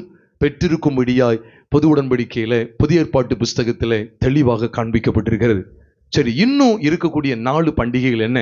அவைகள் இந்த புது உடன்படிக்கையின் சபைக்கு ஒத்து போகக்கூடிய அல்லது புது உடன்படிக்கையின் சபையினுடைய மகத்துவங்களை காண்பிக்கக்கூடிய பண்டிகைகள் தானா என்பதை நாம் அடுத்த செஷன், கடைசி செஷன்ல நாம் பார்த்து முடிக்க இருக்கிறோம். நாம் இருக்க இடத்துல தலைகளை தாழ்த்தி நாம் ஜெபிப்போமா? பரிசுத்தமுள்ள எங்கள் பரலோக தேவனே, இஸ்ரவேலரின் பண்டிகைகளும் புது உடன்படிக்கையின் சபையும் என்கிற தலைப்புல நாங்கள் கற்றுக்கொள்ள வேண்டிய அருமையான சத்தியங்களை நம்முடைய ஜீவனுள்ள வார்த்தைகள் மூலமாய் பஸ்காவை எவ்விதமாய் அனுசரிக்க வேண்டும், ஓய்வு நாள் எவ்விதமாய் அனுசரிக்கப்படக்கூடியது, ஓய்வு நாளில் இந்த வெளிச்சம் என்கிற காரியங்களை பார்க்க உதவி செய்தீங்களே ஆண்டவரே. அது மாத்திரமல்ல, பஸ்காவில நாங்கள் பார்த்தறிந்தோமே, 4000 வருஷங்களா இஸ்ரவேல் ஜனங்களுக்குள்ளே நிழலாட்டமாய் இருந்த ஆட்டுக்குட்டியானவர் எங்களுக்காக நீர் வெளிப்பட்டீர் ஆண்டவரே. 4 நாள் வரைக்கும் வைத்திருந்து பிற்பாடு அடிக்கப்பட்ட எங்கள் தேவனாகிய ஆட்டுக்குட்டியானவர், பரிசுத்த தேவனே, புளிப்பில்லா அப்ப பண்டிகை நாங்க பார்க்கும்போது ஏரோதின் புளித்த மாவு, சதுசேரின் புளித்த மாவு, பரிசேரின் புளித்த மாவு என்று சொல்லி இவைகளெல்லாம் நாங்கள் எச்சரிக்கையா இருக்க வேண்டுமே, அவைகள் எல்லாம் புறம்பே தள்ளிவிட வேண்டுமே. எனக்கு தப்பறையான உபதேசம், தப்பறையான கோட்பாடு, அவை எல்லாவற்றுக்கும் நாங்கள் விலகி ஜீவிக்கிறவர்களை காணப்பட எங்களுக்கு உதவி செய்யுங்க தப்பனே. முதற் பண்டிகையில நாங்கள் உயிர்த்தலின் சாயலை, குமாரனுடைய சாயலை பெற்றவர்கள் என்கிற அந்த அந்தஸ்தோடு வாழ உதவி செய்யுங்க. நம்முடைய குமாரன் அநேக சகோதரர்களுக்குள்ளே முதற் பேரானவராய் இருக்கும் பொருட்டு தேவன் எவர்களை முன் அறிந்தாரோ அவர்களை தம்முடைய குமாரனுடைய சாயலுக்கு ஒப்பாயிருப்பதற்கு முன் குறித்திருக்கிறார்.